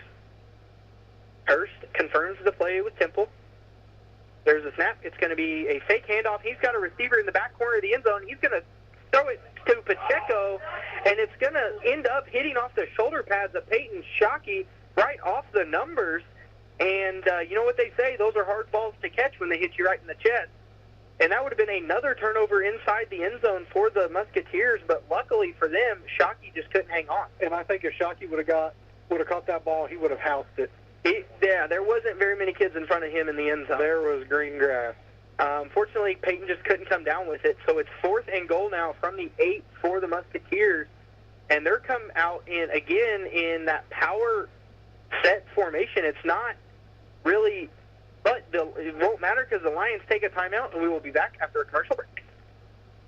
Come out and celebrate the 150th anniversary of Old Settlers Days in Salem on Saturday and Sunday, October 4th and 5th, from 10 a.m. to 4 p.m. at the John Hay Center, where you can stroll the grounds and visit over 40 vendors around the Pioneer Village, Monon Depot, and the historic John Hay House.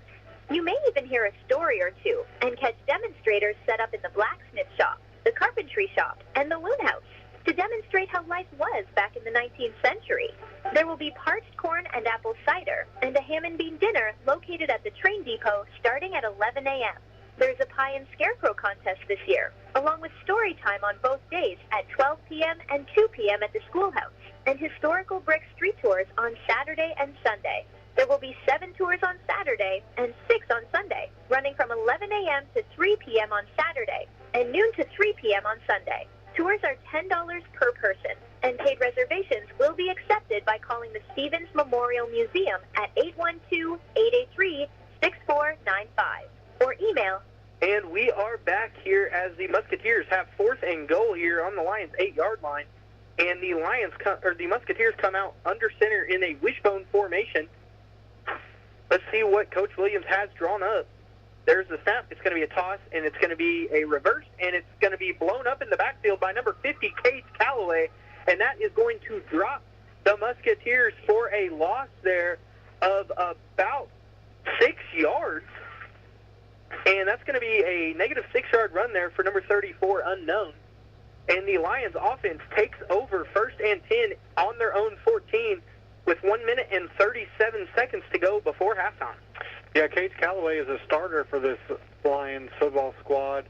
Haven't really called his name much throughout the season, but he came up big on that play there. One thing, if I was Coach Williams and I saw that happen, is I'd run the same thing. I'd just throw it to the quarterback because he was running into the end zone completely by himself.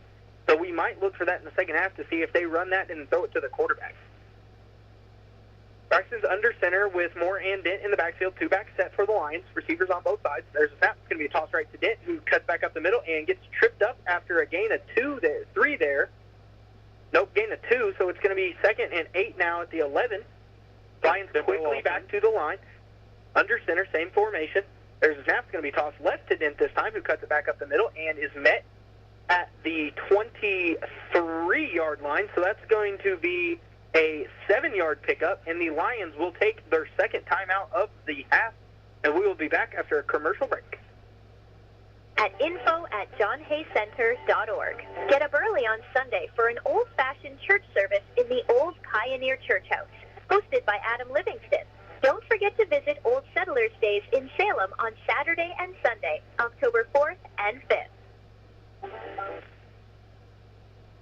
And when I said quick commercial break, I meant it. We are back here with 1:15 to go before halftime. The Lions lead 30-6. Again, go check out Old Settlers Day this weekend at the John Hay Center. Or is that right, Zach? Is that where it's at? Yes. The John Hay Center and Stevens Museum. So go check Old Settlers Day out. The apple cider is what I'm excited for. They've got it, and they've got plenty of it, and it's always good. And I'm excited for this football game. Minute 15 remains till halftime. Both teams have 1 timeout. It is important to note that Salem gets the ball to start the second half. It's also important to note that the Lions have 3rd and 1 here at the 23-yard line. Let's see what Coach Pennington has drawn up. Moore and Dent in the backfield behind Braxton under center. There's a snap. It's going to be a handoff to Karras. Karras cuts back. He's got another big hole, and he's around the right side. He's across the 35, down to the 37. That's going to be first down on the 14-yard run there from number 7, Karras Moore. They have 1st and 10 now on their own 37, and they are quickly back to the line. Braxton's going to be in gun this time with Dent lined up on his right. 2 receivers here on the near side, Peyton Shockey and Ethan Campbell. There's a snap. Braxton's going to fake the handoff. He's looking to the left to throw, and he's going to throw it deep to number 3, Peyton Shockey, and it's going to be incomplete at the 25-yard line. So it's going to stop the clock with 48.1 seconds to go here. And Braxton threw that into triple coverage, maybe even quadruple coverage. It was a pretty good ball. He had Shockey, just Shockey couldn't come down with it. Yeah, Ethan Campbell and Shockey were running crosser routes there, and Shockey had the man beat. It just went through his hands. Yep. Pretty good defensive play there from number 21, Lucas Langley, though, to get his hand up and in the way, so maybe Shockey couldn't see it. But 2nd and 10 now on their own 37, back under center, Moore and Dent in the backfield. There's a snap. It's going to be a handoff to Dent around the left side. He's got a hole. He cuts back, and he is spun down at the 44-yard line. Let's see where they mark him here. 45-yard line, so it's going to be an 8-yard pickup, so it's going to be a 3rd and 2 now, and it looks like the Lions will take their 3rd and final timeout of the half, and we'll be back after a commercial break. Boiler up and hail Purdue. Sawana is picking up, and Wilhelm has a touchdown. Led by new head coach Barry Odom. Makes the catch at the 30, he's at the 25, the 20, the 15, the 10. Don't miss a single moment all season long. With the touchdown catch. The Boilermakers travel to Illinois. Join us live this Saturday. Our coverage begins at 11 a.m. right here on your home for Boilermakers football. The Purdue Global Sports Network from Learfield. And we are back again while we've got a commercial break. Our sponsors, always appreciative of them. John Jones Auto Group, McDonald's of Salem, Salem Crossing, Meadowview Healthcare, Washington County Tire, Schneck Hospital. Papa John's of Salem, Vital Farms, Jason Petmeyer Insurance, Rodney Bruff Insurance, Temple and Temple. They make what we do here at 97.9 WSLM Sports Zone possible. So the Lions have 3rd and 2 here on their own 45. They break the huddle, come to line, 39.1 seconds on the clock. Braxton's in gun with Dent on his right. There is the snap. Braxton's going to fake the handoff. He's looking to throw. It's going to be a little swing pass to Peyton Shockey, and he's going to be met immediately by number 7, Court Rice, inbound. So that's going to keep the clock running after they stop it to get the chain set. So it's a 4-yard pickup on the pitch and catch from Braxton to Peyton. So it's going to be 1st and 10 now on their own 49. Clock's running at 25. No timeouts for Salem. Braxton's going to take the snap and spike it. So that will bring up 2nd and 10 now. Clock stops at 23.6. Go ahead and talk, Zach. We have 23.6 seconds left. Salem is out of timeouts. Eastern has one, I believe. Ethan Cable brings the play call in. West Washington is up 14-0 over Perry Central. Last update per Greg of 15 minutes ago, so that might be a little bit different now. Braxton comes back out in gun with Dent on his right. One far receiver is Ethan Campbell. There's the snap. It's going to be fake handoff to Dent. He's looking at Ethan. Ethan's got the kid beat. Braxton throws a deep ball, and it's going to be thrown to the outside, and it's going to be just unfortunately uncatchable for Ethan there. So that is going to bring up 3rd and 10 at the 49-yard line. And if Braxton would have just put that out in front of him and let Ethan run under it, he would have been into the end zone. Yeah, he threw it on that back shoulder. Yep. Ethan made an attempt at it, just couldn't come down with it. 17.6 seconds remain till half. 3rd and 10 Lions.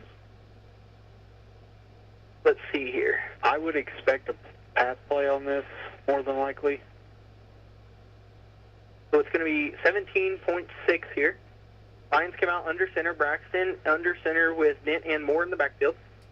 There's a snap. It's going to be tossed around the right side to Dent, who cuts it back up in the middle, and he makes his way through some tacklers, and he's brought down at the 43-yard line. So it's going to be a 8-yard pickup there for Logan Dent with 3 seconds to go, and it looks like we're just going to take it to the half. So Zach and I will be back during halftime with our first half conversation. But at halftime, the Lions lead the Musketeers 30-6, and we will be back after a little bit of a halftime break.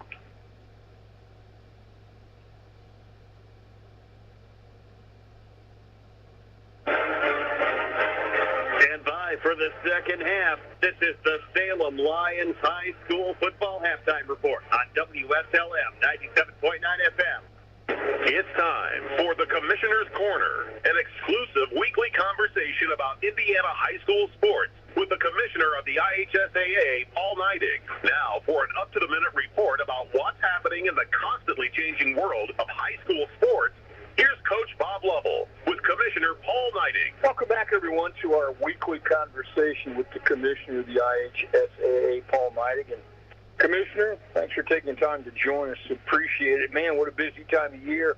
Golf championships coming up at Prairie View. Soccer starts on Monday. Volleyball pairing show on Sunday. And week number 7 of high school football. What a busy weekend for everyone. Yeah, it's really been a great fall, Coach. And, it's, things are coming. It's fun to get out and watch these student athletes. They've been obviously started way back in the summer. Right. Developing their skill set with their coaches. And, this is a time of year where you hope all that extra work pays off a little bit. And, it's really exciting. The golf tournament this weekend is going to be, I have a feeling it's going to be a record setter. We've already had some tournament records set on the way to the sectional round and the way to get to the state finals. And another thing that we kick off this weekend is our unified flag football, and that starts across the state this weekend. That's an incredible program that we have where, we have traditional student athletes pair with other teammates from their school that have an intellectual disability, and they compete together as one. And it's really a phenomenal program, and we'll be celebrating the state championship in that sport here real soon. I think the phenomenal part about unified flag football going back is it was a student-driven initiative. They took it upon themselves to begin the process to get this recognized as an IHSA sport, and it was a groundswell of support amongst kids around the state of Indiana to do this. I think I admire their resolve and their perseverance and how they went about making this happen. Yeah, they did a phenomenal job, and I was around when that originally got started, and it was and Commissioner Cox at the time challenged students to bring something to the table that they could do with our student advisory committee, 19 kids from around the state, and this is what they came up with. And what's cool, it's become a national model. There's many states that have developed a unified program over the years now, and we continually see growth. And again, it's great. And everybody says the one thing it does, it changes the culture of your school, and it allows students that didn't get to eat at the so-called cool kids table during lunch, and now they're all together, and it's just been a phenomenal addition to the sport offerings that we have. All right, week 7 of high school football. And then on the 12th of October, the pairing show for the upcoming state championship. I can't believe we're at that point of the year. It is. It's here, and let's go. That's kind of the theme. Let's go. It's going to be. First of all, I look forward to the pairing show. It's an opportunity to learn some things about high school football with our talented team of experts. And you're certainly the lead of that, Coach. And and again, it's fun to celebrate the student success, the athlete successes. And there's not a pairing show for the AAU tournament coming up, and there's not a pairing show for a lot of other things. Right. But there is for high school athletics that are education-based, and we want to make sure we protect this along the way. He's the commissioner of the IHSAA. It's Paul Neidig. Our weekly conversation about all things IHSAA related. We always remind you, go out, buy a ticket. I remind you to buy 2 instead of 1. Make your contribution on a daily and weekly basis to help fund our athletic programs for our student athletes around the state. Commissioner, have a great weekend. Thanks so much for your time. Thank you, Coach. I look forward to our weekly conversations. Thanks for listening to the Commissioner's Corner with IHSAA Commissioner Paul Neidig and Coach Bob Lovell. And thank you for your continued support of the high schools in your community. Are you ready for a touchdown of savings? It's football season, and we're kicking off the biggest sale of the year at John Jones Auto Group. Whether you're tailgating or heading to the big game, we've got the perfect ride for you. From sporty SUVs to family-friendly minivans, every vehicle is priced to win. Plus, enjoy unbeatable trade-in deals, 0% financing, and available service contracts that keep you covered long after the final whistle. So why wait? Gear up for greatness with John Jones Auto Group. We're your winning team for the best cars and deals around. Visit us today at one of our 4 convenient locations, Salem, Scottsburg, Greenville, or Corden, or check us out online at johnjonesautogroup.com. And remember, John Jones Auto Group, we see so many because they paid so little. John Jones supports our Salem Lions. Good luck tonight, and go team. At Indiana Farm Bureau Insurance, we're good at insurance. But not just any insurance. We're good at... No. Did you forget the parking brake? Yes, you forgot the parking brake. Insurance. When the forecast calls for cheese balls, I tail insurance. Even shouldn't have parked under that tree. Insurance. Start with Indiana Farm Bureau Insurance and stop knocking on wood. Call your Washington County Farm Bureau agent, Jason Petmeyer, at 812-620-8923. After a joint surgery, injury, or illness, Meadowview and Salem Crossing are the best choices for helping you recover. Our Moving Forward Rehabilitation Program offers a full range of therapies. We're here to help you return home safely with the skills you need to live life on your own terms. Meadowview and Salem Crossing, 2 great options for your rehabilitation. To learn more, visit asccare.com or call 888-996-8272. Planning to buy some land or build a new home or maybe put up a fence? Do you know your property line? Are you in a floodplain? When it comes to surveying your property, call someone you can trust with years of experience. That's McAllister Land Consulting. Call 812-274-0860, providing fast, friendly service at reasonable rates. McAllister Land Consulting can provide a wide range of services, including residential and commercial certified land surveys, flood elevation certificates, and land usage consulting. Get to know your property. Call McAllister Land Consulting for a free quote today at 812-274-0860.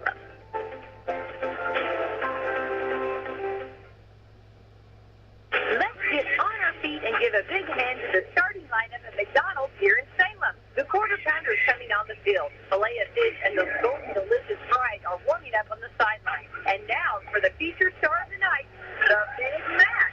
You score every time with a hot, fresh meal from McDonald's in Salem, whether you're there for breakfast, lunch, or dinner. Take a time out and stop by before or after the big game to check out their all-day breakfast menu or dining menu. Download the McDonald's app and you can get great deals on delicious tastes all day long, including buy 5 McCafe drinks and get 1 free. You'll score every time with the wife and kids when you make a touchdown at the Golden Arches right here in Salem. And don't forget, McDonald's has gift cards so you can give that great fresh taste all season long. If you're living with back or neck pain, even the simplest tasks can feel overwhelming, but Expert Relief is closer than you think. Schneck now offers 2 specialized practices for spine care, Schneck Neurosurgery and Schneck Orthopedic Spine, giving you access to a full spectrum of advanced treatment options right here at home. We're proud to highlight Dr. Matthew Stanfield, a highly skilled neurosurgeon with over 25 years of experience and leader of Schneck Neurosurgery, renowned for his expertise in treating complex spinal conditions.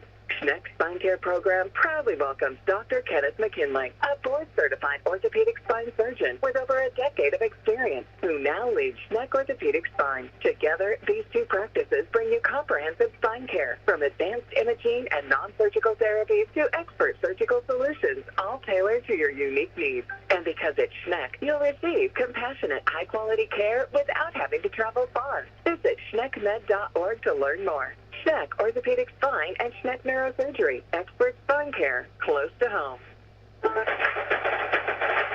At Papa John's, get your everyday favorites for just $6.99 each when you order 2 or more items from the Papa Pairings menu. When you order more, you save more. Choose from medium, 1-topping pizzas, boneless or traditional wings, papadillas, breadsticks, cheese sticks, garlic knots, and desserts. It's easy to order all your favorites when they're just $6.99 each. So the next time your friends come over to watch the game, or you're tailgating at one of the local high schools, or to the IU, Purdue, or Colts games, be sure to take plenty of good food. Check out the Papa Pairings menu to save. Better ingredients, better pizza. Papa John's. Call Reach at 812-883-3369 for pickup or delivery, or order online to collect your Papa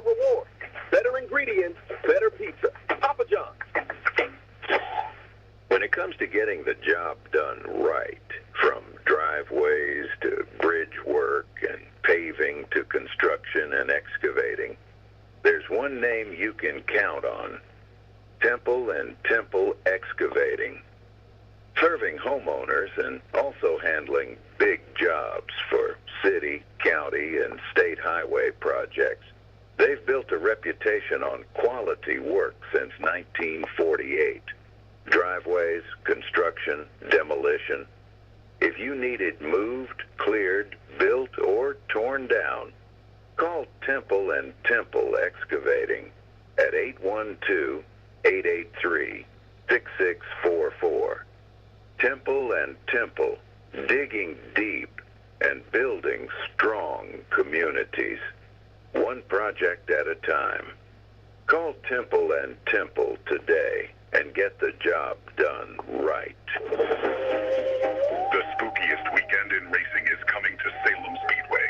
3 big spooky days of racing and Halloween events are coming up on October 17th, 18th, and 19th as the Salem Speedway hosts its 37th annual Halloween 200. Tickets are now on sale at salemspeedway.com. Come out on Friday, October 17th with free admission. Pits open at noon with light concessions.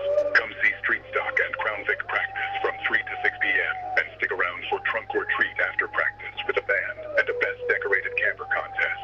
Saturday, October 18th will feature Halloween 200 practice, Mike's Muffler and Brakes, CVBT, Spooky 200, Salem Supercars, CVF8, CV Future Stars, CVST.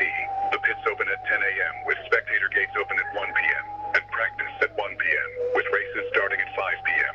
Sunday will feature the Halloween 200 featuring the Legends, CV Future Stars. Pits open at 8:30 a.m. and spectator gates open and practices start at 11 a.m. with racing at 1 p.m. It will be too scary to miss this event of the year at Salem Speedway. Get your tickets, limited edition Halloween 200 shirts, and more at salemspeedway.com. Salem Speedway, where the racing is so fast, it's already history.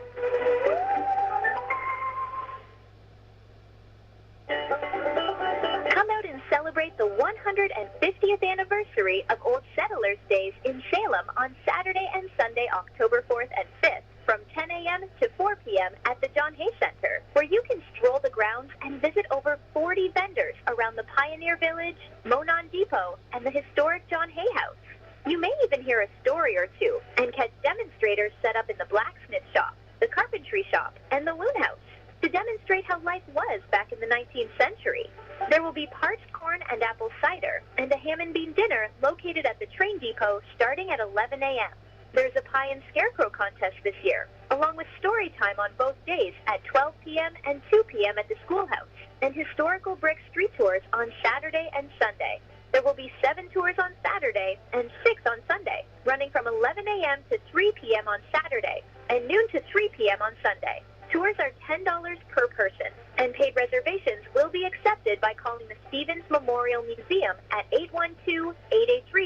812-883-6495 or email at info@johnhaycenter.org. Get up early on Sunday for an old-fashioned church service in the Old Pioneer Church House, hosted by Adam Livingston.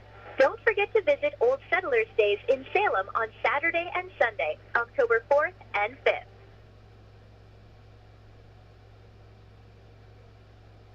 And we are back here at Jim Ralston Field at Paul A. Graves Athletic Stadium, where the Salem Lions are up over the Eastern Musketeers 30-6. We are closing in here, getting ready to start the second half. So real quick, unofficial Ethan stats we have here is the leading rusher for the first half of the Lions is number 7, Karis Moore, who has 68 rushing yards, followed by Logan Dent, who has 59.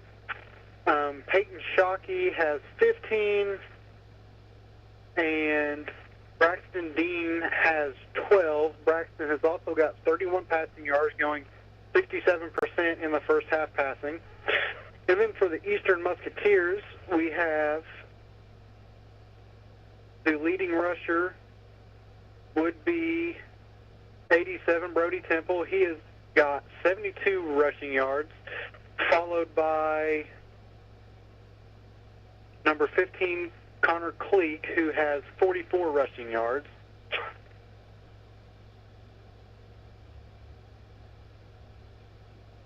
The running back for Eastern is leading the team in passing tonight with the 87-yard touchdown pass.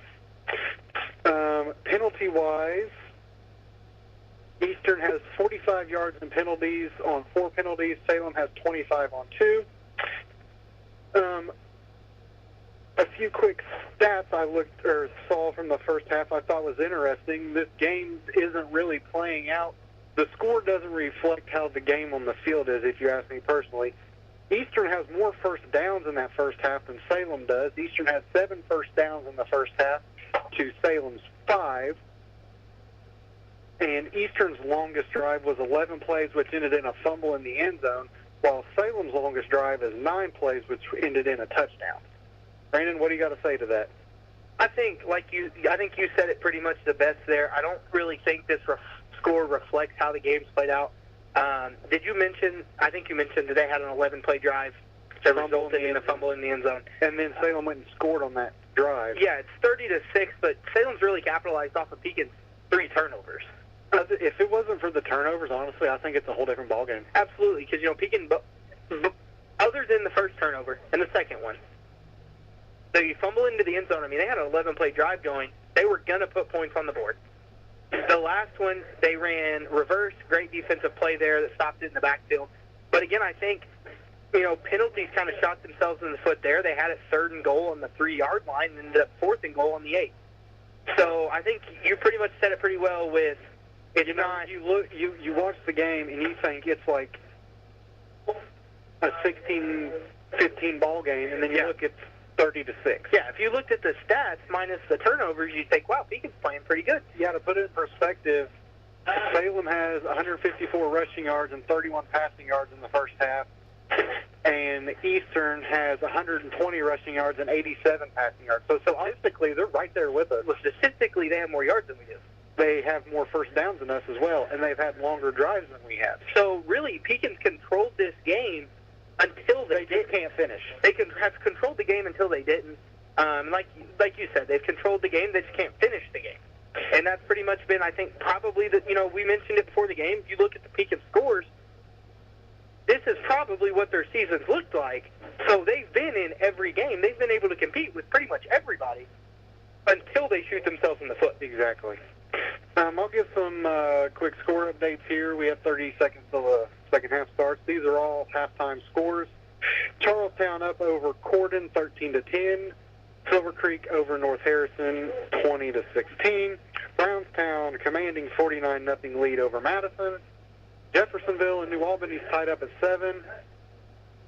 Providence up 20-7 over Seneca. Cecina. Indianapolis Cecina. Yes.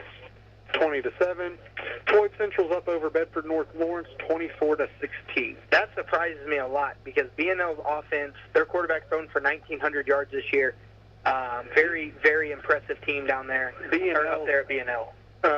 Floyd Central's having one heck of a season now. Yeah, that's a good matchup down there. Update from our counterpart out west. West Washington is up 35-0 over Perry Central. That update did come from Chris Hunt, the voice of 12:20 a.m. for the West Washington Senators. But before the second half starts, Brandon and I would like to thank our sponsors. John Jones Auto Group, McDonald's of Salem, Salem Crossing, Meadowview Healthcare, Washington County Tire, Schneck Hospital, Papa John's of Salem, Vital Farms, Jason Petmeyer Insurance, Rodney Breff Insurance, Temple and Temple. Second half of football here, and we might look for an onside here as number 8, Caleb Pacheco's in to kick for the Musketeers, and he is the one that kicked the onside earlier. But we get started here in this second half as the Musketeers kick off to the Lions. We will see the Lions offense up first, but let's see what Pacheco does here off the tee. It is an onside. It's going to be fielded by Waylon Foster, and he fields it and drops immediately at the Musketeer 49-yard line. So the Lions take over 1st and 10 on the positive side of the field here. And they just look at this point to control the rest of the clock and get out of here with a win. That's all really Salem needs to do. Keep players healthy and keep players. The game was chippy in the first half. The refs had to get the captains together, have a little meeting about it. It's been less chippy since then. But in a county rivalry game, County rivalry is a county rivalry. Yep. We'll come back to that conversation right after this play. Braxton Dean is under center, Moore and Dent in the backfield. Our receiver is Rory Davidson. There's a snap toss right to Dent, who cuts back up across the left side of the field. He makes his way across the 45 down to the 44. So it's going to be a 5-yard pickup for Logan Dent on first down. But one thing is there's no reason to turn this into a scoring onslaught. I agree. You know, at this point, just handle the clock, get out. Yes, just handle business, keep everybody healthy, move on to week 8. Exactly. Braxton comes back under center with Karis Moore, the lone back in the backfield. Shockey and Dent are at slot. There's the snap. Braxton's going to look to throw. It's a hitch route to Ethan Campbell through his hands. It was a high ball from Braxton. Ethan made a jumping attempt at it, but unfortunately couldn't come down with it. So that's going to bring up 3rd and 5 now for the Lions here on the Musketeer 44. And wasn't a bad ball, wasn't a great ball. It was catchable for sure, but on an easy pass like that, you just wanted to put it on the numbers and let your receiver work. Yeah, and I feel like coming out of the locker room, Salem's kind of flat for the second half. Again, same thing we talked about earlier. You come out flat against the team, they might beat you regardless of how bad they are. Braxton's under center, Moore in the backfield. That's Dent in motion. There's a snap, handoff to Karis up the middle. He's got a big hole to run through and drags a couple Musketeers down to the 32-yard line. That's going to be a 12-yard pickup there for Karis, and they will have a new set of downs here. Actually, it's going to be the 33-yard line, so it's going to be an 11-yard pickup there for Karis. So it's going to be 1st and 10 now at the Musketeer 33, and Ethan Campbell brings in the play to Braxton for the huddle. That was the 5th carry for Karis in this ball game. Braxton breaks the huddle, comes to the line, 2-back set. That's Moore and Shockey in the backfield now. Braxton takes the snap, and it's going to be a handoff to Shockey around the right side. He doesn't really get very much. He only picks up 2 there. So it's going to be 2nd and 8 now for the Lions. I got kind of nervous there. Shockey bobbled the handoff. It could have went bad. Yeah. 2nd and 8 for the Lions here on the Musketeer 31. Already 10.5 minutes to go in the third. Lions lead 30-6. Dean's under center with Moore and Dent in the backfield. There is the snap to Braxton. Braxton's going to toss it around the left side to Dent, who's got a big hole and a blocker in front of him. He's across the 25 down to the 20, and he flips his way down to the 17-yard line. So that's going to be a 14-yard pickup there for Logan Dent, and that's going to bring up a new set of downs for the Lions. Actually going to mark him at the 18, so it's a 13-yard pickup. Sorry about your stats there, Ethan.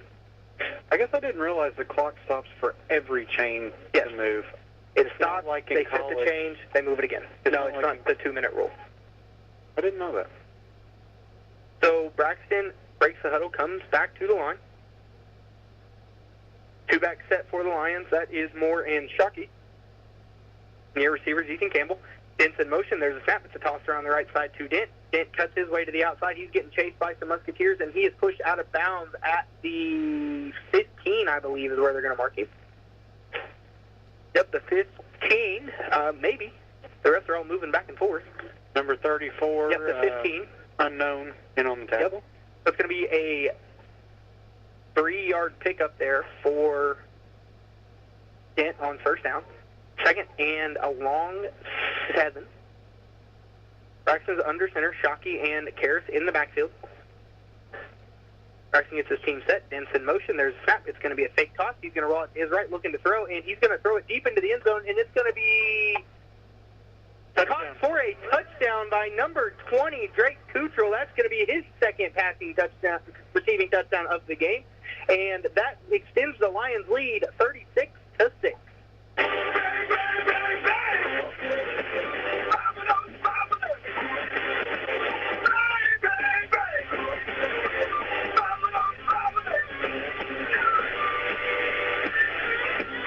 And the fireworks burst into the night sky as the Lions take a 36-6 lead, pending the Blake Applegate extra point here.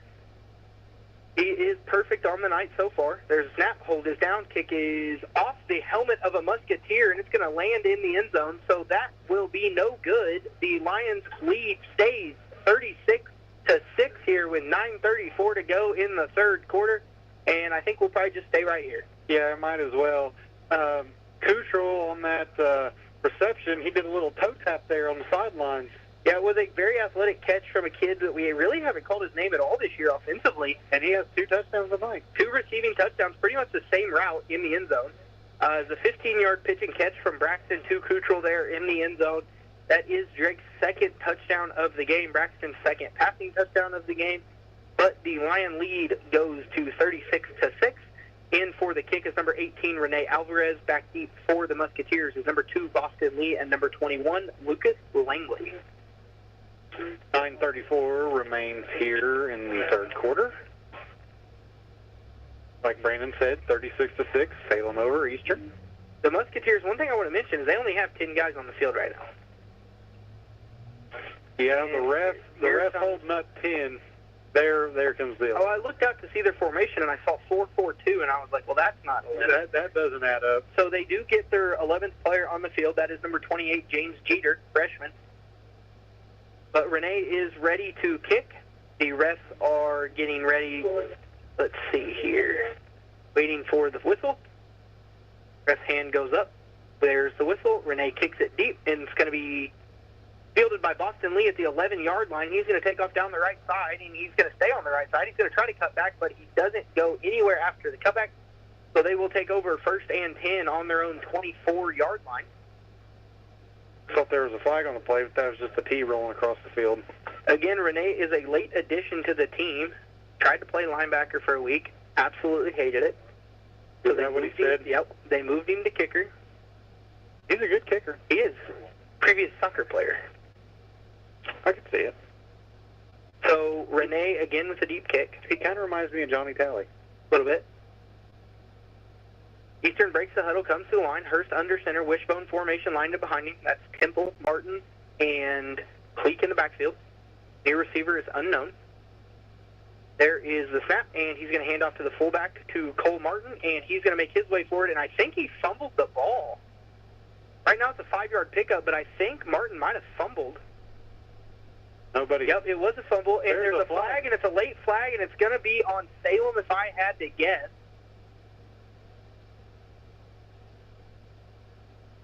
No, there's another one.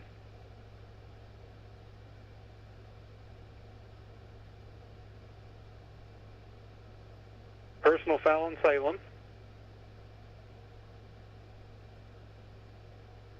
DJ Ward is one of them. So it's a 5-yard pickup there for Martin on 1st down.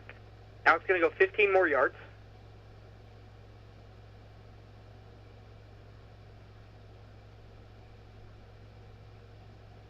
So that is a 15-yard unnecessary penalty there for the Lions. That's going to be their second one of the night here.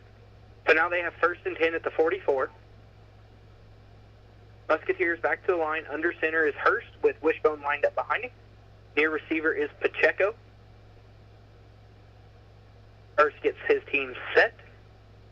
And there is a snap. It's going to be tossed left to Brody Temple. It's going to be fake reverse to Pacheco. And Temple didn't really have anywhere to go. He ran into his teammate. And great play there made by Cage Calloway and Mason Quinlan as they dropped Temple for a loss of 2. And like Zach said, he just ran into his own blockers. They got us on the fake reverse earlier, but this time the backside of the defense played it well and just waited for Temple to keep it. And theoretically, on a play like that, if your contained guys on both sides of the field contain, that play really doesn't have a chance. No, it never really has anywhere to go.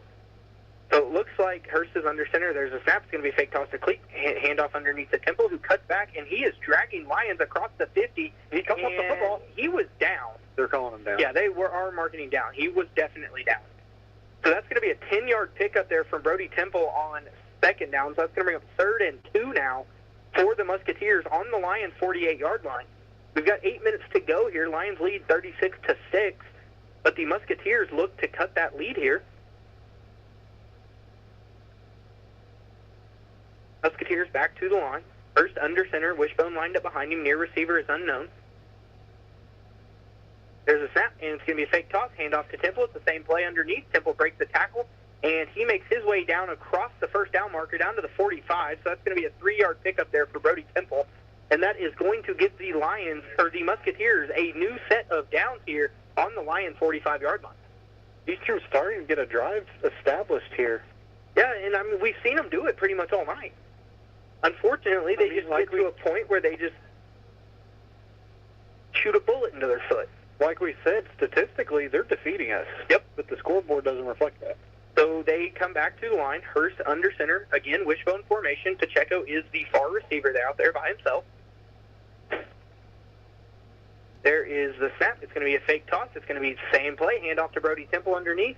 And he's around the left side breaking some tackles. He's across the 40, and he is down to the 36-yard line. So that is going to be a 9-yard pickup for Brody Temple.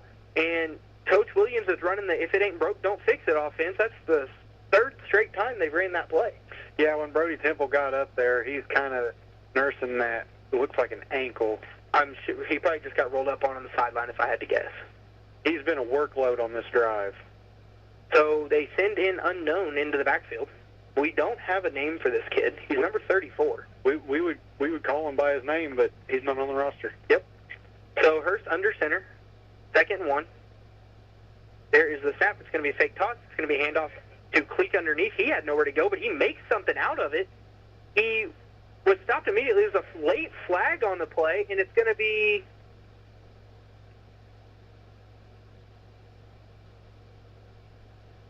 Again, I think it might be on the Lions. Yeah, Salem players are holding their hands up.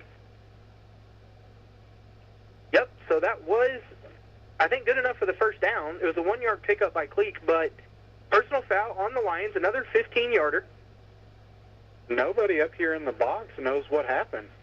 I think they're just, because of the chippiness in the first half, they're not letting anything slide, and I think at this point, if you're pushing off of the opposing player, which they tell you in the huddle, push off the ground, not the other player.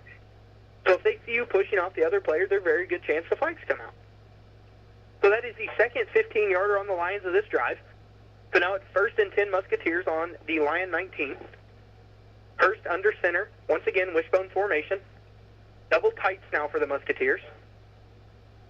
There is the snap. It's going to be a toss to the right to Cleek. He's around the right side. He's off and running. He cuts back up the middle. He's across the 15. He does a flip at the 10-yard line. There's another flag in late, and I think this was probably on Eastern based on where it's thrown at. It came from linebacker depth. That's the ref who's been throwing all the flags. So let's see what they call here. It's going to be a holding on the Musketeers, so it will be 10 yards from the spot of the foul. Great hard run by Connor Cleek. Now, he did a front flip at the 10-yard line, but it's going to be 10 yards from the spot of the foul. So the foul occurred 3 yards downfield, so it will be 2 yards downfield. So it will be 1st and 22 now for the Musketeers. 5:55 remaining in the third quarter, still 36-6, Salem over Eastern. Ball is on the 28. No, it's going to be 1st and 19 now for the Musketeers. This will be the 8th play of the drive for the Musketeers. Ball is on the 19, line 28. Line to gain is the 9. They come out under center, wishbone formation once again. That's Martin, Temple, and Cleek in the backfield. There is the snap to Hurst. He's going to fake the handoff. He's going to keep it himself and roll out. He's looking downfield to Cole Martin. He's just going to throw it back, and it's going to be an incomplete pass. So it's going to be great defensive pressure there from number 50, senior Cage Calloway, on Hurst to break up that pass. The intended receiver turned out to be either Cleek or Temple, not sure which one.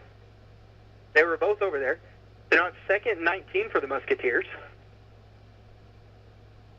Caleb Pacheco was kind of running a post pattern, and he got open, but given the way he was did a bootleg towards our sidelines, he would have had to throw across his body, and that's hard to do in the NFL, let alone high school. So Hurst is back under center, wishbone formation. There's a snap fake toss to Cleek. Temple's going to keep it. He cuts back up the middle. He only picks up about 2 down to the 26-yard line.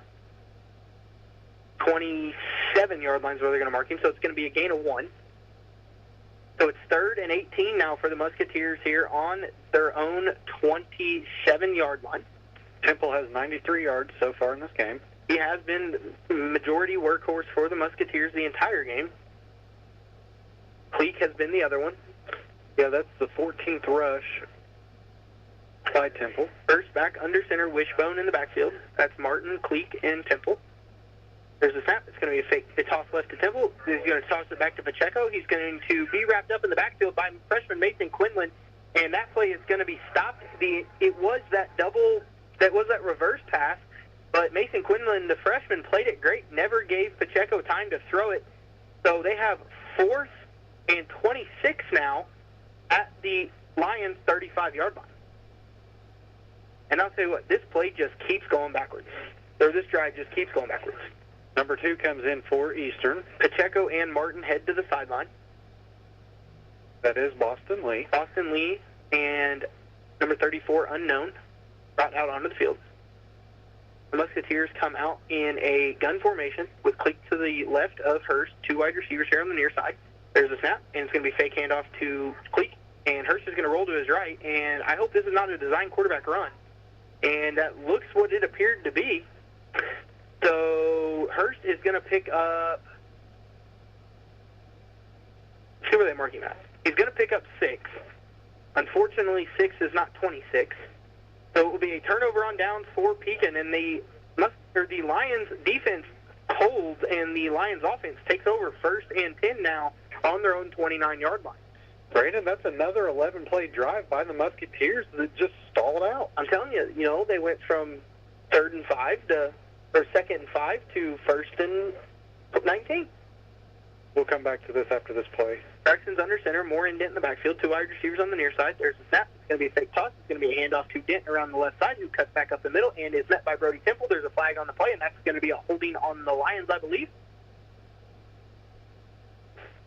Anyways, when Eastern comes out, the first half of every drive, they get momentum and they start to get somewhere, and then once they get, on the Salem 30 or in the red zone, they just stall out or fumble it, or penalty is what killed that last drive. Yep. And that's what we've talked about. They had a nice 3-yard pickup, and they got a holding, and it moved the ball way back. So the holding was the call for the Lions, so they have 1st and 20 now on their own 19. Braxton's under center, Karras Moore the lone back in the backfield. Dent's in motion. There's a snap, fake toss to Dent, and Braxton's going to roll out. He's looking to throw across the middle and does. Intended receiver was number 3, Peyton Shockey. Ball was a little low from Braxton Dean, and it fell to the turf, so it is 2nd and 20 now for the Lions. Peyton Shockey is lucky he didn't catch that one. That was going to be a hospital ball. Yep, it was a low throw from Peyton that made him stop, and the linebacker was running at him full speed, so that would have been a collision there. And the linebacker was much larger than Peyton is. So Braxton comes back under center. Karras is the lone back in the backfield. Instant slot there. 2 wide receivers. There's a snap. It's going to be a fake handoff, and Braxton's going to look to throw. He has nowhere to throw it. He's just going to keep it himself, and he doesn't really have anywhere to go. Does make something out of nothing. So it goes to, it's a 3-yard pickup there for Braxton on the quarterback keeper, and that brings up 3rd and 16 now for the Lions. No, 14. They gave him 4 yards. 3rd and 15. They gave him 4 yards. I'm sorry, Ethan. 3 minutes remain in the third quarter. 36-6. Salem over Eastern. The refs stand in one spot and then spot the ball in another spot. It's been like that all season. I'm telling you. I'm just going to stop guessing. I'm just going to wait. You just need to. 3rd and 15 now. Braxton's under center. There's a snap. It's going to be tossed right to Dent, and it's going to be a reverse to Peyton Shockey, and it was almost blown up in the backfield, but it is going to be dropped after a. I'm not going to guess. I'm just going to tell you who was running the ball. That was number 21, Lucas Langley on the carry, if I believe that was correct. Is that right? I thought it was Peyton on the carry. On the tackle, I mean. Sorry. Yeah, it was Peyton Shockey on the run. Sorry. Salem's going to send in the punting team. First time they've done that tonight. It was a 4-yard pickup there by Peyton Shockey. So Logan Dent is in set to punt. Back deep to receive for the Musketeers is Boston Lee. It is 4th and 11, if that matters to you at home. Dent is in for the kick. There's a snap. It's a good snap. Dent is set for the kick. It was almost blocked by the Musketeers. It's a great kick by Dent, fielded by Boston Lee at the 37, and he's going to break a tackle, but really not get much farther than that, where he is swung down at the 36-yard line by number 6, Grayson Perry, and a host of Lions with him. So that is going to be a great punt there from Logan Dent, and that's going to set the Musketeers up 1st and 10 here at their own 36. That's got to be the 36. You guys saw where he got slowed down. And they marked it at the 39. I have a score update. Scottsburg is manhandling Clarksville right now, 49-7. I didn't expect much different out of that one. Charlestown and Corden is now tied up at 13. It's an impressive game. Silver Creek is taking control over North Harrison, 34-16. I'm surprised by that. And still 49-0, Brownstown and Madison. That just may not be updated. Their halftime started when ours was about to end. Okay. So Hurst is under center, wishbone formation behind him. Receiver on both sides. There's a snap, fake handoff, and Hurst is looking to throw. He throws a post ball down the field to Langley. Great defensive play there from Peyton Shockey. Great ball from Cordell Hurst right into the basket of Lucas Langley. But it was a great defensive play there by Peyton Shockey to break up the play. You know, I will say, I know it was an incompletion, but that was a beautifully thrown ball into triple coverage. Yeah, that was a perfectly thrown ball. Perfect defense there from Peyton Shockey to break it up. It was almost tipped and intercepted by either Waylon Foster or Lenny Wynn. I think it was Lenny. But luckily for the Musketeers, it fell to the ground. But luckily for the Lions, it was a great defensive play from Peyton Shockey. Hurst is back in gun with Cleek beside him. Two wide receivers here on the near side. There's a snap. Hurst hands off to Cleek around the right side. He's got some blocking and some room to run. He cuts up the middle, cuts past the Lion defender, picks up, I'm not going to say it. He's down to either the 47 or the 48-yard line. So it's going to be a 8-yard pickup there for Cleek on second down. So it brings up third and a short 2 yards now. Hurst is still in gun. Cleek beside him. Two wide receivers here on the near side. There's a snap. Hurst fakes the handoff to Cleek, throws it across the middle to number 34, unknown, and he catches it at the 40-yard line. He's off and running, and he dives into the end zone, and that is a touchdown for the Musketeers on the pitch and catch from Cordell Hurst to unknown, and that is a 53-yard strike there as they cut the lead from 36-6 to 36-12 here, pending this extra point. That was just a beautifully placed ball by the quarterback there. That's all you can really say. That was a beautifully placed ball, and the receiver got some separation from the defender, and he took it to the house. Again, anybody that's listening, this number 34 kid is not on the roster, so we don't know his name. So that's why he's been referred to as unknown the whole time. But he's playing very well for the Musketeers tonight. So the Musketeers will line up and go for two here. Hurst is under center with Wishbone lined up behind him. There was some confusion on the Musketeer side of the ball. They've got 5 seconds here. There is the snap, and it's going to be a handoff to Cleeker on the right side, who cuts it up behind his blockers, cuts all the way back into the middle of the field, and walks into the end zone untouched.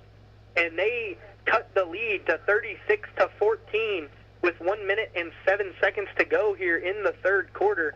And, Zach, we'll take a short commercial break because everything's going real fast now. How about it? At Papa John's, get your everyday favorites for just $6.99 each when you order 2 or more items from the Papa Pairings menu. When you order more, you save more. Choose from medium, one-topping pizzas, boneless or traditional wings, papadillas, breadsticks, cheese sticks, garlic knots, and desserts. It's easy to order all your favorites when they're just $6.99 each. So the next time your friends come over to watch the game, or you're tailgating at one of the local high schools, or to the IU, Purdue, or Colts games, be sure to take plenty of good food. Check out the Papa Pairings menu to save. Better ingredients, better pizza. Papa John's. Call Reach at 812-883-3369 for pickup or delivery, or order online to collect your Papa Rewards. Better ingredients, better pizza. Papa John's. And we are back here. The Lions lead the Musketeers 36-14 with 1 minute 7 seconds to go in the third quarter. But the Musketeer kickoff team is in to kick, and it looks like again Caleb Pacheco's in to kick. So I would expect an onside here from the Musketeers. Yeah, Walters is back deep, and usually when Walters is back deep, that means the hands team's in for the Lions. Yep. Pacheco seems to be their onside kicker.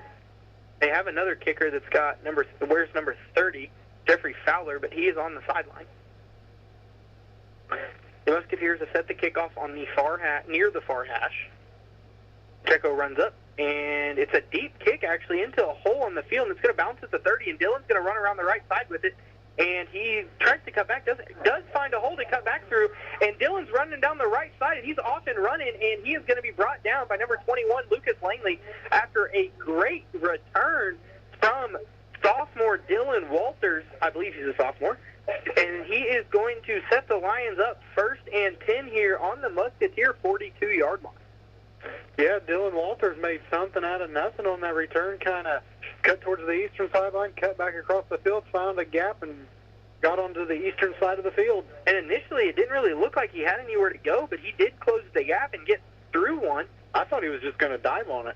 So Braxton is under center, and they're going to probably get, nope, I'm not sure. There's a flag. It's going to be 12 men on the field for Eastern, and at that point, I don't know why you tried to make a sub and why you didn't just leave the one kid on and keep the other kid on the sideline. Salem, I would expect they're going to decline it because we got a first down. Illegal participation, 12 men on the field. Yep, that's what it is. Illegal participation. Salem declined it as expected. So it is a 12-yard run there. I didn't see who ran it. Was it Karras? Dent. 12-yard run for Logan Dent. Going to set the Lions up 1st and 10 with a new set of downs on the 30. 42 seconds in the third quarter. Ethan Campbell brings the play call into the huddle. Braxton breaks the huddle, comes to line. Shockey and Moore are in the backfield now. Braxton's under center, Dent at near slot. Ethan Campbell at far receiver. There's a motion from Dent. It's going to be a toss around the right side to Shockey, and I'm surprised they didn't flag that. I don't know. I'm very surprised they didn't flag that. Me too. They've been throwing the flags for that all night. So it's a 4-yard pickup there on 1st down, and that should bring us, I believe, unless the Lions go quick here and run another play, which it looks like Braxton might be doing. Braxton's under center, Karras in the backfield. There's a snap at the QB sneak to Braxton, and he breaks the tackle in the backfield before he's wrestled down at the 23, I believe is where they're going to mark him. It's going to be a 3-yard pickup there. And that brings us to the end of the third quarter, where the Lions are leading over the Eastern Musketeers 36-14, and we will take a commercial break. Many thanks to our fine sponsors. Salem Lions High School football continues in just a moment on WSLM 97.9 FM. One thing is consistent. Things change. A lot can happen in a year, and usually does. Things change. When they do, your insurance policy should too. Talk to Jason Petmeyer at Indiana Farm Bureau Insurance. Call 812-883-2995 or visit infarmbureau.com. Indiana Farm Bureau Insurance. Stop knocking on wood. After a joint surgery, injury, or illness, Meadowview and Salem Crossing are the best choices for helping you recover. Our Moving Forward Rehabilitation Program offers a full range of therapies. We're here to help you return home safely with the skills you need to live life on your own terms. Meadowview and Salem Crossing, 2 great options for your rehabilitation. To learn more, visit asccare.com or call 888-996-8272. And we are back for this start of the fourth quarter, where the Lions lead the Musketeers 36-14. The Lions have the ball 3rd and 3 here on the Musketeer 23-yard line. Gordon's back up over Charlestown, 20-13 now. That's a dogfight down there. Brownstown scored again, 56-0. Braxton's under center, Moore and Dent in the backfield. There's a snap, and it's going to be a handoff to Karras around the right side. He cuts around to the outside, but he is met by a couple Musketeers, but he does get the first down to the 19-yard line, so it's going to be a 4-yard pickup there for Karras, and that will set the Lions up 1st and 10 on the Musketeer 19-yard line. Since the quarter switch, Salem is moving from our right to our left towards the north end zone. I'm not sure how that happened. Usually teams want to go to the scoreboard at the fourth quarter. And Eastern won the toss. Yeah, we got the pick. So the Lions offense is back in gun. There's a snap to Braxton. Braxton looks to throw. His intended target is number 4, Logan Dent, and it hits him right in the hands and falls to the turf. So it is 2nd and 10 now for the Lions here on the 19-yard line. That was a pretty good ball there from Braxton to Logan Dent, and just hit him in the hands and fell down. Yeah, that brings Braxton to 50% completion thus far tonight. Again, they just ran Dent out of the backfield, and he could not come down with it. So they have 2nd and 10 now at the 19. Braxton is still in gun with Dent lined up to his left. Karras Moore is playing kind of an up back for the Lions. There's a snap, and Braxton's going to fake the handoff. The flags are flying out of the backfield. Dirty laundry on the field. I'm going to assume it's probably on the Lions for where the flag came from, if I had to guess. Not a betting man, but if I was. Nope, it's on the Musketeers.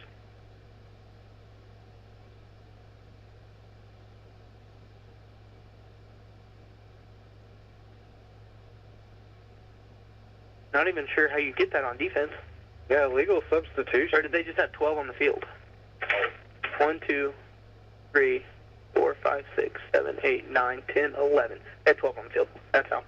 Yeah, Coach Williams was holding his hands up. He wanted an explanation from the refs. Yeah, I think he figured it out when his kid ran off the field. Yep. So it's going to be 2nd and 5 now for the Musketeers here. That's the second time they've done that on back-to-back drives. On the same drive, right? Yeah, it's the same drive because it was before we switched. So Braxton's still in gun with Dent on his left. There's the snap to Braxton. He's going to fake the handoff to Dent. He's going to keep it himself, cut up the middle, and make his way down to the... Let's see where they mark him. I think they're going to mark him at the 5.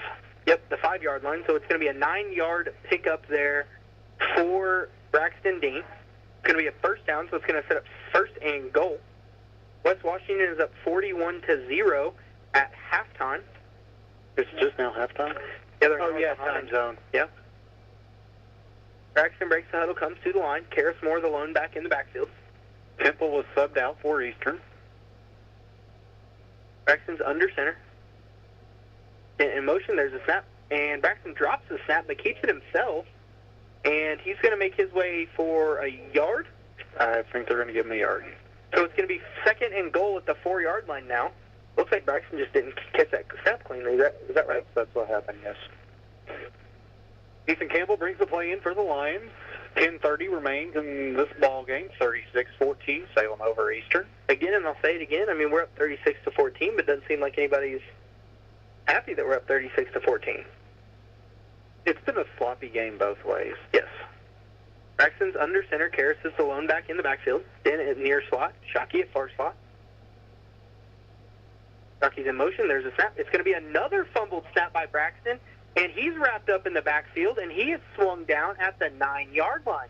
So that's going to be a 5-yard loss for Braxton Dean there on 2nd and goal, and that's going to set up 3rd and goal now from the 9. Mistakes by both teams on this drive. You have Salem with 2 fumbled snaps on back-to-back plays, and Eastern had 12 men on the field twice on the same drive. So 3rd and goal now from the 9, and Braxton comes out under center with Karras Stallone back in the backfield. Near receiver is Rory Davidson. Near slot is Logan Dent. Far slot is Peyton Shockey. There's the snap, and again, it's a silent snap maybe that Braxton rolls to his left, and he is again aggressively swung down at the 8-yard line. They're going to give him a yard. Not sure what's going on with the snap count here, but it looks like everybody's confused for the Lions offense. Nobody for Salem's side moved, and the entire Eastern defense did, and everybody stopped looking around for a flag. So it looks like the Lions are going to call their first timeout of the second half, and Zach and I will take a commercial break. At Holiday World's Happy Halloween weekends, the fun never ends. In fact, it's been sweetened. As the sun sinks low, there's a thrill in the air. Thunderbird, Hollow Swing, ride if you dare. 500 drones in the sky start to swirl. Free soft drinks and candy, because it's Holiday World. Happy Halloween weekends are back at Holiday World through October 26th. All your Halloween favorites plus the all-new Dino Corn Maze. Get tickets at holidayworld.com. And Zach and I are back here. 9:02 to go in the fourth quarter. The Lions lead 36-14, coming off of their first timeout of the second half. They face a 4th and goal from the 8-yard line. And if you're just tuning in, the Lions have had some snap problems in the last 3 plays. 2 fumbled snaps and a snap that didn't look like it should have been snapped. Yeah, I would speculate that timeout was for Coach Pennington to get a snap count figured out with his team. So 4th and goal here on the 8. Lions come to the line. Braxton's under center. Karras Moore, the lone back. Logan Dent, the far slot. Peyton Shockey, the near slot. Ethan Campbell, the far lone receiver. Dent's in motion. There's a snap, face toss to Dent. Braxton's going to roll out to his right. He's looking and running himself. He cuts back, and he is spun down short of the goal line. It's going to be a 7-yard run for Braxton Dean, but he is going to be stopped short here. So it is 1st and 10 Musketeers now on their own. Are they on the 2? They're on the 2, so it's a 6-yard pickup. 1st and 10 on their own 2 here. And at this point, if you're the Musketeers, your goal is to just get away from the end zone. Yes, don't allow a safety if you're Eastern right now. That last drive was a 10-play drive by the Lions. After a couple penalties and some bad snaps, they set themselves back onto defense there at the turnover on downs. Musketeers come to the line. First is in gun with Cleek to his left. 2 receivers on the far side of the field. Austin Lee, the near side slot. Again, you just got to make sure you get out of the end zone here. There's a snap. Hurst hands off to Cleek, and he barely makes it out of the end zone. It's going to be a loss of 1 there for Connor Cleek, but he barely made it out to the half-yard line. That was very close there for the Musketeers to a safety. 8:30 remains here in this ballgame. And it looks like Coach Williams and the Eastern offense is going to take a timeout, so we will be back after a short commercial break. Many thanks to our fine sponsors. Salem Lions High School Football continues in just a moment on WSLM 97.9 FM.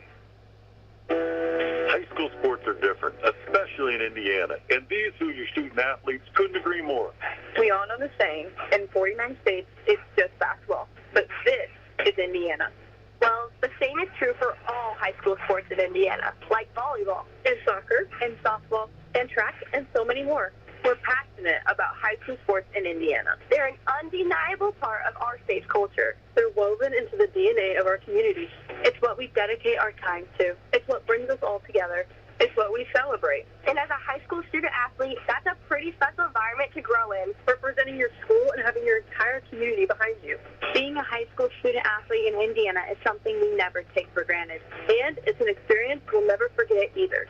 I'm IHSA Commissioner Paul Hutt. So the Musketeers are back under center in that wishbone formation. And there is the hard count from the Musketeers. They get the Lions to jump, so it's going to be offsides on the Lions, and the man guilty was number 53, Aiden Taylor of the Lions. So that is going to set the Musketeers up away from the end zone now at the 6-yard line. It's going to be 2nd and 7. 2nd and 6. Charlestown Cordon's tied up at 20 now. It's a great game down there. First under center, wishbone formation. There's a snap. It's going to be a handoff to Cleek, who cuts back up the middle, makes another nice cut, does pick up the first down before he's tripped down at the 14-yard line. So it's going to be an 8-yard pickup there for Connor Cleek, and that's going to give the Musketeers a new set of downs here on their own 14. And this has been the storyline of the game tonight. Starting out a drive, Eastern gets momentum. We just have to see how this drive plays out. Back in the wishbone formation, Hurst under center. There's a snap. It's a handoff to Cleek again around the right side, who spins out of a tackle, tries to cut back, is met in the backfield again before he is met by a group of Lions. And let's see here. They mark him down at the 11, so it's going to be a loss of 3.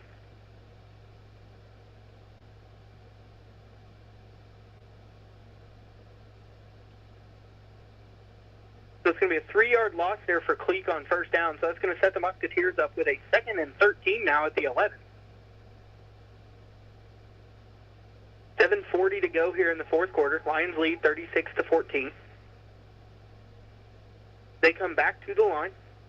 First and gun now with Cleek on his left. Boston Lee, the near receiver. Brody Temple at far tight end. Two receivers on the far side of the field.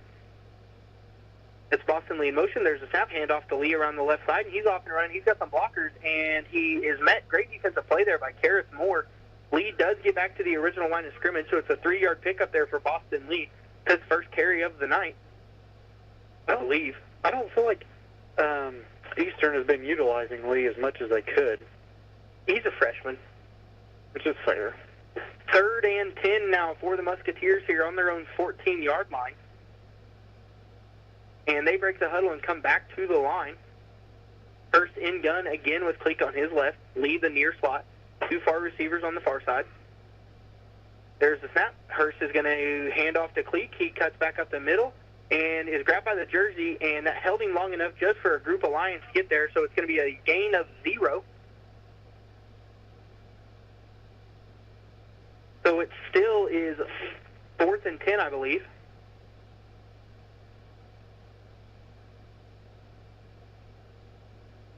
Fourth and 10 now for the Musketeers here on their own 14. At this point, you got to go for it. I mean, you have to, down 36-14. Hurst in gun again, Cleek on his left. Lee the near slot. There's a snap. He fakes the handoff to Cleek. He's looking to throw. Rips one down the field, and the intended receiver was Lucas Langley, and it falls incomplete. So the Lions take over 1st and 10 on the Musketeer 14-yard line, and that was just a prayer ball.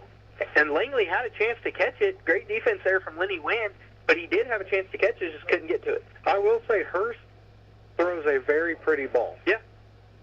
I think that's one of those ones, if he would have thrown a little bit early and gave Langley the chance to run under. Their timing's just not quite yet tweaked where it needs to be. So the Musketeer defense looks to stop the Lions from scoring here. Braxton's under center, Moore and Dent in the backfield, two receivers on the far side.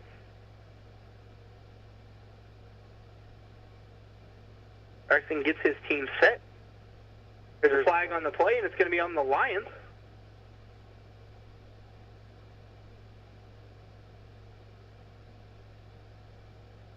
No, it's on the Musketeers. It's a sideline warning on the Musketeers. Coach Williams does not know.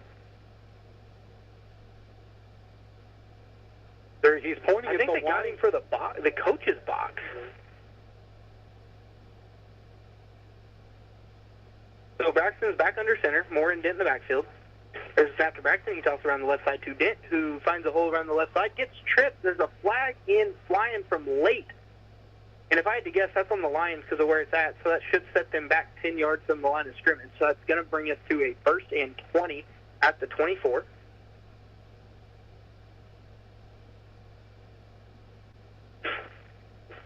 Lucas Langley subbed in for Easton Gray. I'm not sure what the warning was over there. It looked like Coach Williams, they were getting him for the coach's box, but I mean... That's what I'm speculating because he kept pointing at the line for the coach's box. I mean, it looked like he was where he is now. Maybe a step closer to the field, but I mean, I don't know that it warranted a flag, really. Braxton's under center. These refs are giving no justice. Moore in the backfield. There's a snap to Braxton. And he got a rush immediately and got met in the backfield. And they're going to, that's going to be a 15-yarder late. That's going to be on Temple. Yeah, it's on Brody Temple and Lucas Langley. Brody Temple blitzed the A-gap and had all kinds, almost went scout-free through the A-gap and wrapped up Braxton Dean. But the push-off there at the end, that did it. They've been calling that all night. Great defensive play from the Musketeers, but again, just an unnecessary penalty after the whistle. The refs have not been afraid to get the flag out of their pocket this game. They blew it dead, and then they continued to drive him backwards. In that situation, yes, it is tough to hear a whistle, but you've got to know it's coming. That's the hard part, I feel like, about high school football. The reffing can be so inconsistent. Yes. Most games you're not getting that flag. Ever. Braxton's under center, Moore and Dent in the backfield. No, Moore and Shockey in the backfield. Shockey takes the pitch, cuts up the middle, gets wrapped up from behind right around the 9-yard line. So that is going to be a 4-yard pickup there for Peyton Shockey. And that's going to bring up 2nd and 5 now for the Lion offense. And this has been quite a confusing drive. We went backwards, we went forwards, we're back forwards. Ethan's taking good stats over there. Approaching 5 minutes left in this ball game. Still 36-14, Salem over Eastern. Braxton's under center, Moore in the backfield as the lone back. 2 slots for the Lions. There is the snap, and it's a handoff to Karras up the middle, and again, he is swung down at the, let's see where they mark him at. They're marking him at the 4, I believe. Salem quick to the ball. It is at the 4, so it's 3rd and 1. There's a snap, and it's a toss to Logan Dent, and there's a stoppage. Timeout Eastern. Timeout Eastern. So I believe that's their 2nd of the half. Is that correct, Ethan? 2nd of the half, confirmed by Ethan Stats. So we'll be back after a short commercial break. Your farm is more than just land. It's your livelihood and your passion. Springer Insurance and Indiana Farmers Insurance will work with you to review your farm's unique needs and find the right coverage for your home, barn, buildings, equipment, and more. Call Aaron at Springer Insurance in Salem at 812-896-3687 for a farm policy that works as hard as you do. And we are back here at Jim Rolson Field at Paula Graves Athletic Stadium, where there's 4:42 remaining in this ball game, where Salem is up over Eastern 36-14 after the 2nd timeout this half by the Musketeers. This will be the 5th play of this drive for Salem. It's been a very confusing drive. 2nd and very short here on the 5. Braxton's under center, Moore and Dent in the backfield. There is a snap to Braxton. It's going to be a handoff to Dent up the middle, who dives this way into the end zone for the Lions touchdown.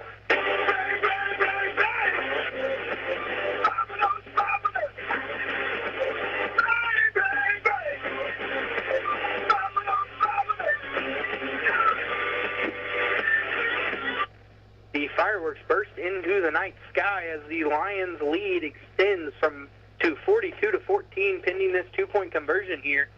And there is 4:38 to go with the Lions putting more points on the board here. Braxton comes out under center. Lone back in the backfield is number 7, Karras Moore.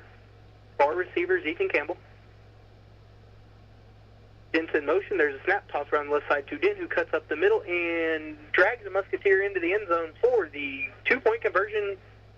So it will be 44-14 now for the Lions here with 4:38 to go in this game. I say that touchdown pretty well sealed the game. I'm not saying there was much of a chance for Eastern prior to that score, but that pretty much put the nail in the coffin, if you ask me.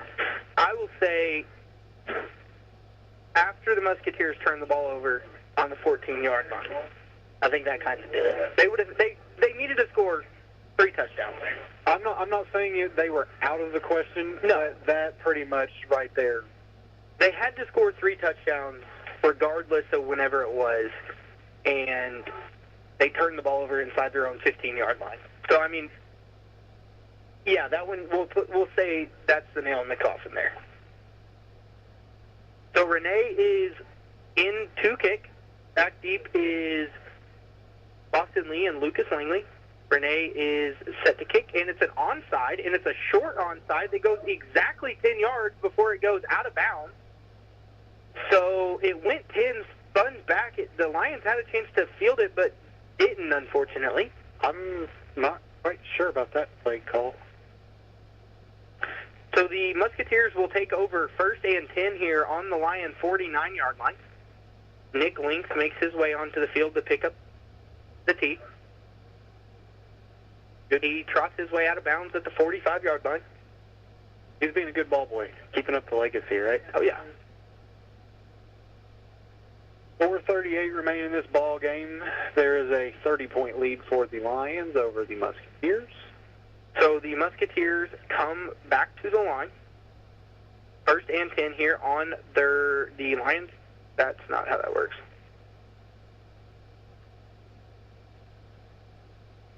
So they called an illegal kick, but they moved the ball 5 yards forward. The ball does not move 5 yards forward on an illegal kick. It just goes out where it's marked. Charlestown's up 27-26. So Hurst is in gun.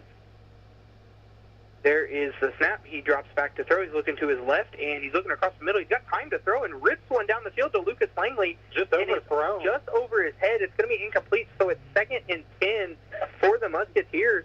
Again, this offensive line's doing a great job giving Hurst time to throw, and he's throwing great balls. He's just not connecting with his receivers.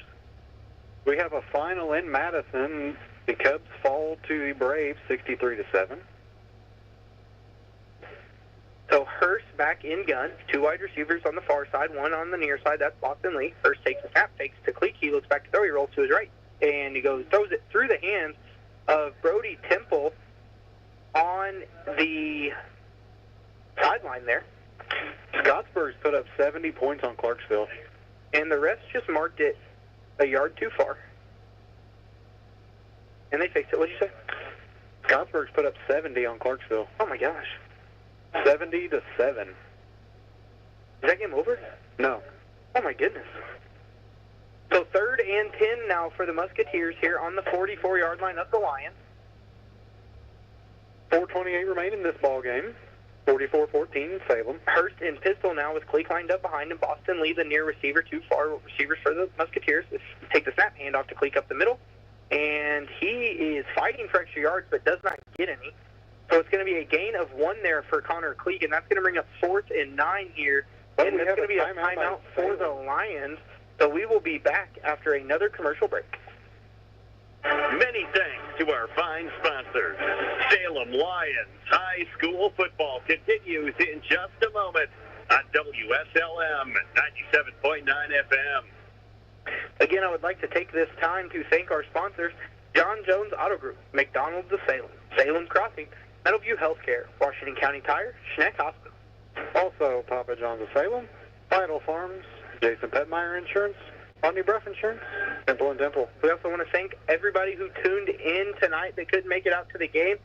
We always appreciate you guys listening to 97.9 WSLM, the Sports Zone, your home of Salem Lions Athletics. We appreciate you guys spending every Friday evening with Zach and I here as we do what we can. We always appreciate Zach's brother Ethan for taking his time away from his friends and spending it with us in the box to do some unofficial Ethan stats. Yeah, it's been a busy night here at Jim Ralston Field. We had senior night. We honored the youth players at halftime, and it's a county rivalry game. So the Musketeers have 4th and 9 on the 43-yard line. Hurst takes the snap. He drops back looking to throw. They're going to run a wheel route to the outside, and he's going to put it up to him, and it's going to be incomplete. And they've got Lenny Wynn for pass interference there at the 15-yard line, and you could make the case either way. Yes, I could argue with it either way. Lenny stopped to make a play on the ball, but unfortunately stopped in the path of the receiver. You could say that he never gave the receiver a chance to make a play on the ball. Was it a necessary call? No. I can see it both ways. Yeah. So the ball will be placed at the 28-yard line. They counted 15 yards wrong. So it's going to be placed at the 29-yard line. Apparently it's a 14-yard penalty these days. At this point, expect anything. Hurst is in gun. Click on his left. There is the snap. Hurst drops back to throw. And again, he's got his receivers. He's going to throw it to Brody Temple, and the ref played defense there as he got in Temple's way. And so that's going to bring up 2nd and 10 for the Musketeers, and that's just unfortunate there for Brody Temple, who was open until the ref started playing defense. Yeah, we've had about everything tonight you could ask for. Yeah. So it is 2nd and 10 now. The ball on the Lions 29. Hurst is in gun. Click to his left. Boston Lee, the near receiver. Unknown and Langley on the far side. Hurst drops back to throw. He's going to throw it to Temple on a screen pass that was read beautifully by Braxton Dean, but Temple is a big boy and fights his way forward for a yard. So it's going to bring 3rd and 9 now for the Musketeers. And one thing I'm impressed with is how hard that Pekin is still playing. down 30. Yes, you got to give them credit for that, and I think that comes back to the culture that Coach Williams is trying to create at Eastern. Hurst is in gun with Cleek to his left, two wide receivers on the far side, one near side here for the Musketeers. There's the snap. Hurst drops back to throw. He's got a little bit of pressure. Throws it across the middle. It's a low ball to Langley, and what are they going to mark here? They're going to mark that it hit the turf. It hit the turf. Okay, Zach says it hit the turf. It bounced up and was caught by Karis Moore, and I didn't know if they were going to mark it as the Langley kid tipped it up or if they were going to mark it incomplete. I think that would have been a way to set off the Musketeer fans. Yeah, we have a 4th down here for the Musketeers. 4th and 9. Hurst is in gun, Cleek to his left. There is the snap. Hurst drops back to throw, and he's got some pressure. Rips one down the field to unknown, and it's going to be fought for at the 3-yard line and broken up. So Waylon Foster in on that one. Yep, Waylon Foster with the defense, so it's going to be broken up at the 4-yard line, and it's going to be a turnover on downs for the Musketeers here at the 28-yard line. I would expect Salem to just run this last 3:25 down. That would be my guess. So the Lions come back to the line. 1st and 10, 3:25 to go. They lead 44-14. Braxton's under center with Moore and Dent in the backfield. Waylon Foster's the near receiver. Rory Davidson's the far receiver. Braxton's under center. He gets his line set.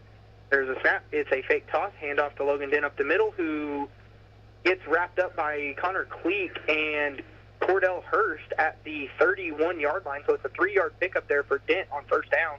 Brings up 2nd and 7. We've reached 3 minutes remaining in this ball game. 44-14. I'm sorry, I cut you off. I didn't know if you were going to continue that or just saying the time. My fault. Ethan, I'll give it to you. Smack your brother next time. Braxton's under center. Karis Moore, the lone back in the backfield. There's a snap, and it's going to be a fake handoff. Braxton looks to throw, throws a little out route to Drake Kuchel, caught at the 33. He tries to cut back, stiff arms the Musketeer, does not get much past that. So he is down at the 37. So that's going to be a 6-yard gain there for Drake Kuchel on the pitch and catch. And it's going to bring up 3rd and a very short 1 yard now for the Lions. Roy Davis brought the play in. They break the huddle, come back to the line. Braxton's under center, Moore in the backfield. There's a snap. It's going to be a QB sneak with Braxton, and he's going to get across the 40 and be brought down at the 43-yard line. So that's going to bring up a new set of downs for the Lions here after the 5-yard pickup, I believe, there from Braxton. Is that right, Ethan? Clock stopped for the chains to move, and it has restarted. 2 minutes remain in this ball game. 44-14 Salem. 43-yard line for the Lions on their own side of the field. They break the huddle. Braxton comes to the line. Harris is the lone back in the backfield. Ethan Campbell, the near receiver. Looks like a blitz from the Musketeers. There's a snap, and it is a blitz, and Braxton's looking back to throw. Unleashes a deep ball down the field, and it's going to be great defense there from number 25, Easton Gray, of the Musketeers. The intended receiver was Ethan Campbell. It was a little bit underthrown there from Braxton, so that's going to fall to the ground harmlessly. 2nd and 10 now at the 43-yard line. You also had number 2, Boston Lee, fall back into coverage to help Gray with that. Pretty good coverage there from the Musketeers on the deep ball. They're still playing hard. Braxton's under center. Dent and Shockey in the backfield now. Moore and Shockey, sorry. Dent's in motion. There's a snap, and it's going to be a flag on the play. So it's offsides on the Musketeers, so it's going to bring up 2nd and 5 now. Yeah, he got a head start on that one. Yep. He tried to jump the snap, and he wasn't far off. No, he was just a tad too early. Minute 46 remains. 44-14 Salem. So, 2nd and 5 now. As the Lions are in the huddle. Break the huddle, come to the line. Braxton's under center. Karis Moore, the lone back in the backfield. Waylon Foster and Logan Dent in slots. There's Waylon in motion. There's a snap toss around the left side to Waylon.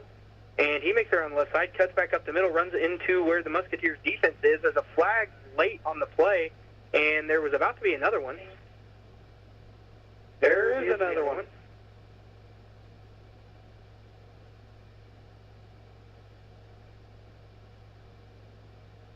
I think this flag might be on Eastern. personal foul on Eastern, personal foul on Salem. So it's going to be offsetting penalties. We will replay the down, I believe.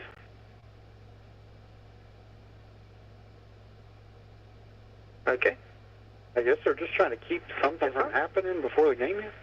I guess so. They're moving the... So it is a 9-yard pickup for Waylon Foster.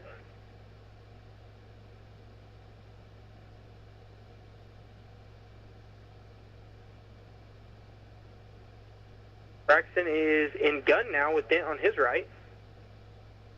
There is the snap to Braxton, and he fakes the handoff to Dent. He looks back to throw and gets some pressure, gets hit hard, and it's intercepted by Boston Lee at the 15-yard line. He's down the left side.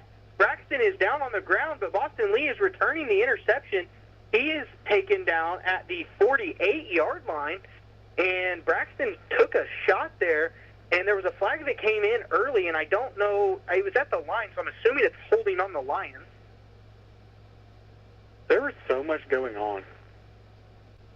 Regardless, it was a great interception from Boston Lee, who turned and ran and caught the interception over his shoulder. Looked like he was almost the intended receiver there. It must be on Eastern because their fans are outraged right now. If it is, I'm not sure what it is.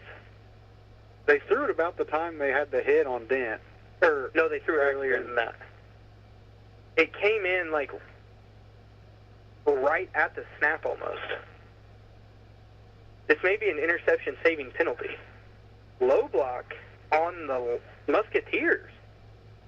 I've never heard that one before. It is a call. Has it ever been called in a high school football game? Probably not. You're getting a little bit of everything tonight, folks. Minute 15 remains in this ball game, 44-14 Salem. I don't still sorting through penalties. Really understand. That's the 13th penalty tonight on the Musketeers.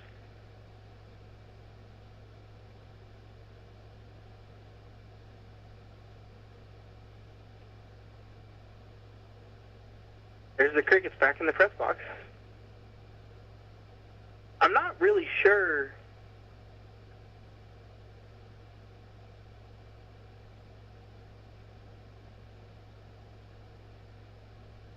How many flags does Salem have tonight? 9.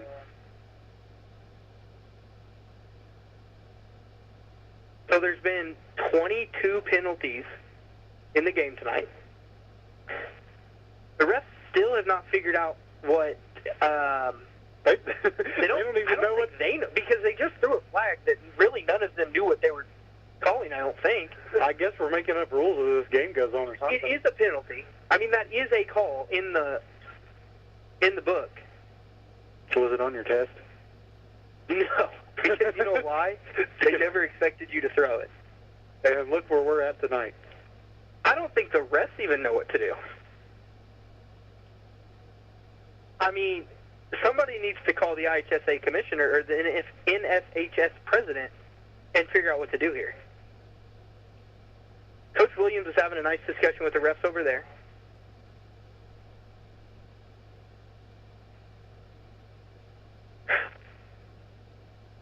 So whose ball is it? Should be Salem's.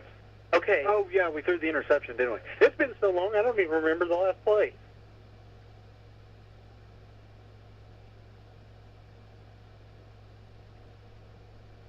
So they moved the ball back to the point of interception and then gave it back to Salem. They essentially just wiped that play off. Except they moved Salem back 5 yards. That's where Boston Lee got tackled on the interception. We were 5 yards in front of that. I don't know, dude. There is Waylon Foster in motion. There's a snap toss around the right side to Waylon Foster. He cuts around the right side. He finds a hole to run through. Jumps over a Musketeer defender and goes down at the 26-yard line. So that's going to be a 17-yard pickup there for Waylon Foster. And he is up slow off the field, limping around. Waylon is definitely in some pain there. And Whalen's staying on the field. Nope, they're sending Peyton Shockey in for him. There is a snap to Braxton. He hands off to Logan Dent, who falls and picks the ball up. And he's going to be down at the 30-yard line, so it's going to be a 4-yard loss for Logan Dent there. Waylon Foster's rolling in some pain on the sidelines.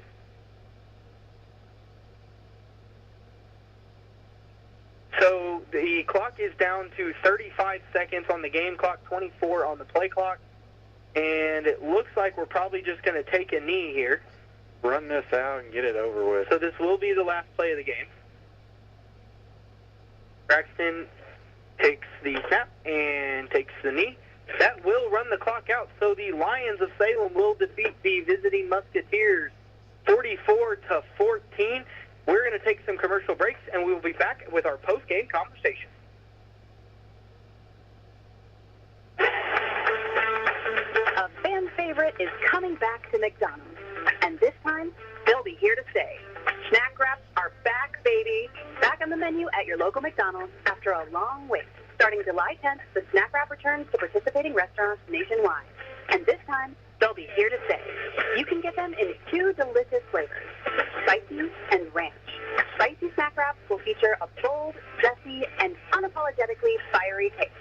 The spicy snack wrap brings the heat with a habanero kick that fans know and love from the spicy McCrispy sandwich. Ranch snack wraps will be smooth, rich, and irresistibly savory. The ranch snack wrap delivers a satisfying burst of cool ranch goodness with hints of garlic and onion. In the meantime, enjoy the rest of McDonald's menu and their under $3 menu. I'll be back with more details later.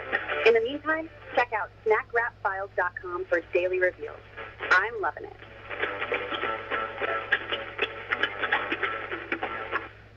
One thing is consistent. Things change. A lot can happen in a year and usually does. Things change. When they do, your insurance policy should too. Talk to Jason Petmeyer at Indiana Farm Bureau Insurance. Call 812-883-2995 or visit infarmbureau.com. Indiana Farm Bureau Insurance. Stop knocking on wood. Drew and Jonathan Scott here to tell you that American Family Insurance is committed to protecting your dream home so that your family has a place to share laughs, celebrations, and milestones, which is why their new homeowner discount rewards customers who have purchased a new home in the last 3 years with a discount on their homeowner's policy. American Family Insurance. Insure carefully, dream fearlessly. Contact Rodney Bruff, agent at Rodney S. Bruff Agency Incorporated at 812-277-1400 today. If you're living with back or neck pain, even the simplest tasks can feel overwhelming. But Expert Relief is closer than you think. Schneck now offers 2 specialized practices for spine care, Schneck Neurosurgery and Schneck Orthopedic Spine, giving you access to a full spectrum of advanced treatment options right here at home. We're proud to highlight Dr. Matthew Stanfield, a highly skilled neurosurgeon with over 25 years of experience and leader of Schneck Neurosurgery, renowned for his expertise in treating complex spinal conditions. Schneck's Spine Care program proudly welcomes Dr. Kenneth McKinley, a board-certified orthopedic spine surgeon with over a decade of experience, who now leads Schneck Orthopedic Spine. Together, these 2 practices bring you comprehensive spine care, from advanced imaging and non-surgical therapies to expert surgical solutions, all tailored to your unique needs. And because it's Schneck, you'll receive compassionate, high-quality care without having to travel far. Visit schneckmed.org to learn more. Schneck Orthopedic Spine and Schneck Neurosurgery. Expert spine care, close to home. And we are back here at Jim Rolston Field at Paulie Graves Athletic Stadium, where the Salem Lions just defeated the Eastern Musketeers. Salem moves to 3-4 on the season, and Eastern drops to 1-6. Next week, Eastern will host the Scottsburg Warriors, who had a commanding victory over the Clarksville Generals, 70-7. While the Salem Lions will be on the road for one of 2 away games to finish out the season. We'll be on the road at Charlestown to take on the Pirates. But here, we will give you some quick stats. Leading rusher tonight for the Lions was Logan Dent with 16 carries for 99 yards, followed by Karis Moore with 7 attempts for 86 yards. And then Peyton Shockey had 28 yards rushing, followed by Waylon Foster, who had 26 yards rushing. Braxton Dean went 6 for 12 passing, 50% for 52 yards. He threw 2 touchdowns. Both of those were to Cuttrell, which had 35 yards receiving, followed by Shockey, who had 19 yards receiving. Salem had a total of 12 first downs on the night and 275 yards on the ground for the Lions. Let's see here. For the Musketeers, Temple led the charge with 93 yards rushing on 14 attempts, followed by Connor Cleek, who had 59 yards on 15 attempts. And then we have Cole Martin, which had 12 yards on 3 attempts. As for Cordell Hurst, he went 3 for 13 passing, 23%, but he had, that would be right, 87 passing yards was completed by Pacheco. That was on 1 of 2 scores. There was 141 total passing yards for Eastern tonight and 170 total rushing yards. Penalty fiasco was the headline of the night, where Eastern had 13 penalties for 95 yards, and Salem had 9 penalties for 80 yards. That really kind of held us up on getting this game over tonight. I'm sure we will hear a few words coming up from Coach Pennington. But for now, me and Braden will have a few comments about this game. A couple things I want to talk about here is, and I said it last week, we've got the ball up significantly 2 minutes to go. We're not taking knees. Our quarterback takes a shot, gets up a little bit slow. One of our receivers gets hurt. Then we've got our running back in the backfield punching a kid in the face. So those are 3 unnecessary things that happen that A, could have had a kid out next week because of an ejection. We had a kid who could potentially be out because of an injury. And then we have our quarterback who also, at the same time, could be out because he takes a hard hit at the end of the game. And we're up 30. And to spawn off of that, you can't write off a loss next week either. You know, Corden's down to Charlestown 26-27. Go ahead. And we put it to Corden last week. I would say that Charlestown is probably the second best team in the conference. Statistically, they are.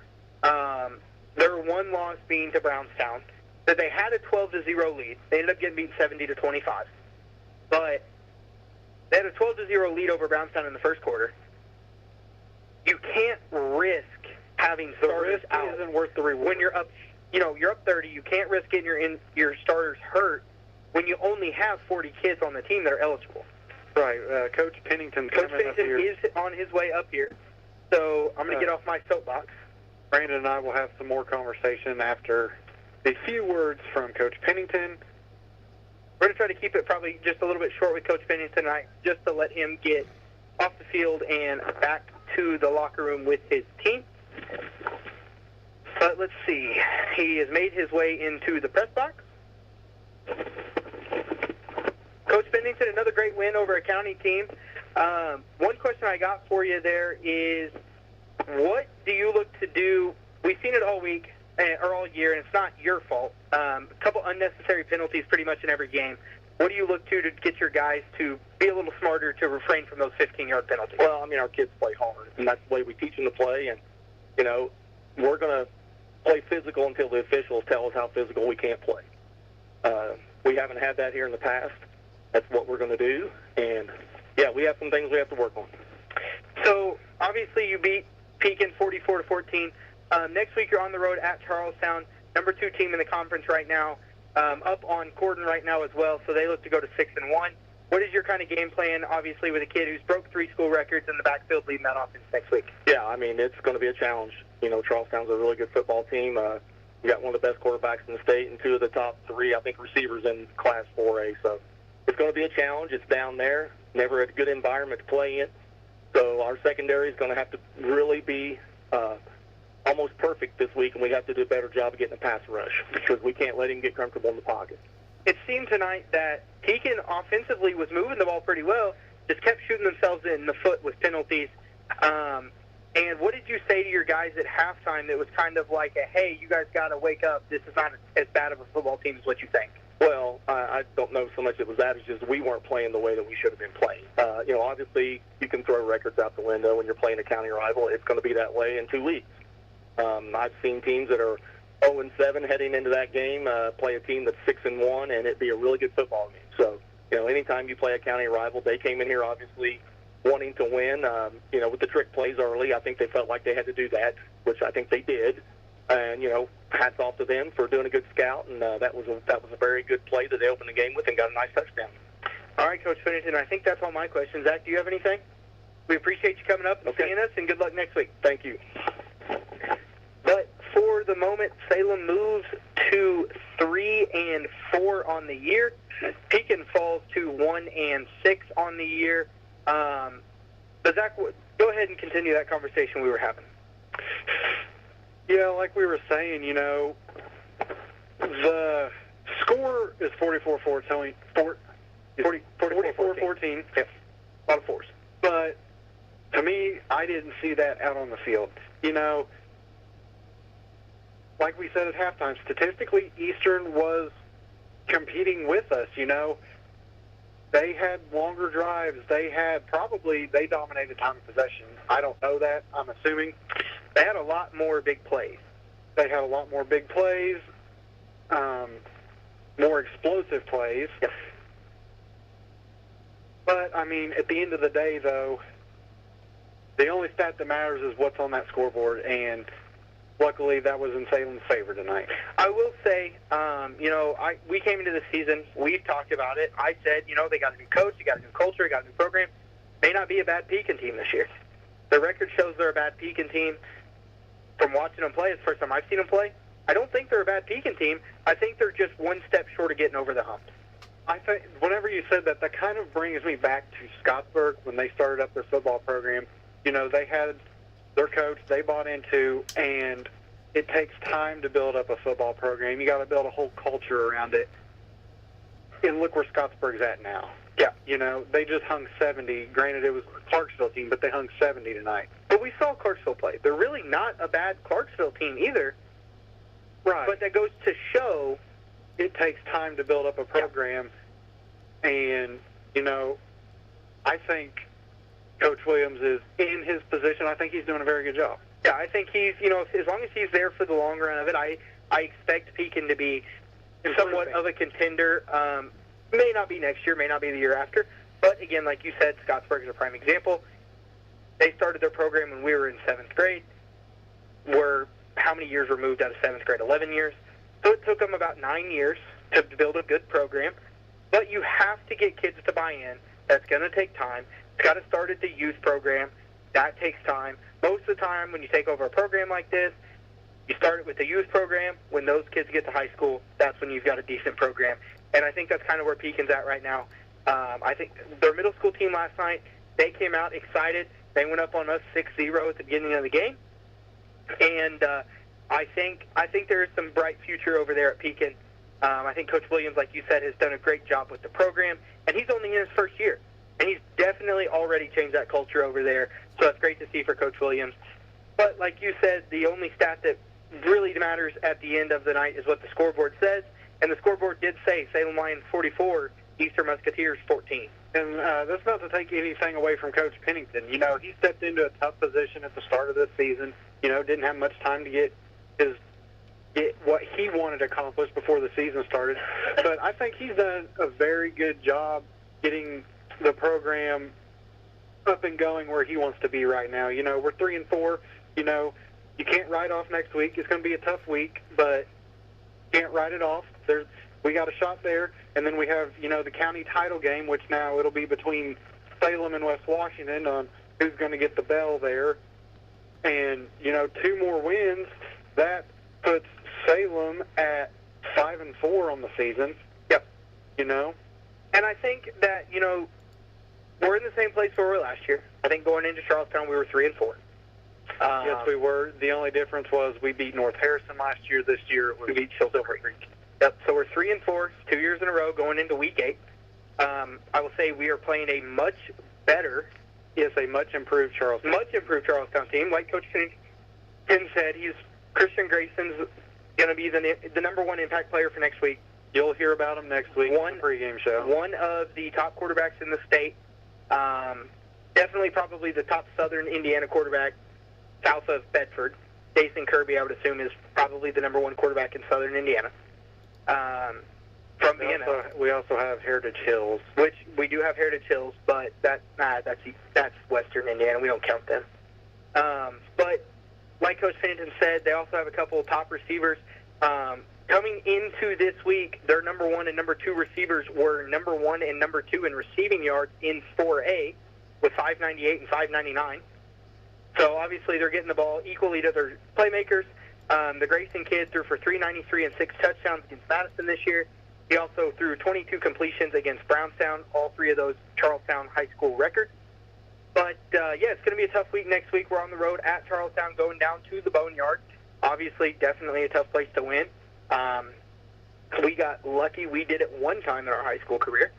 But I think for me, that's all I have to say about this week. That's all I have.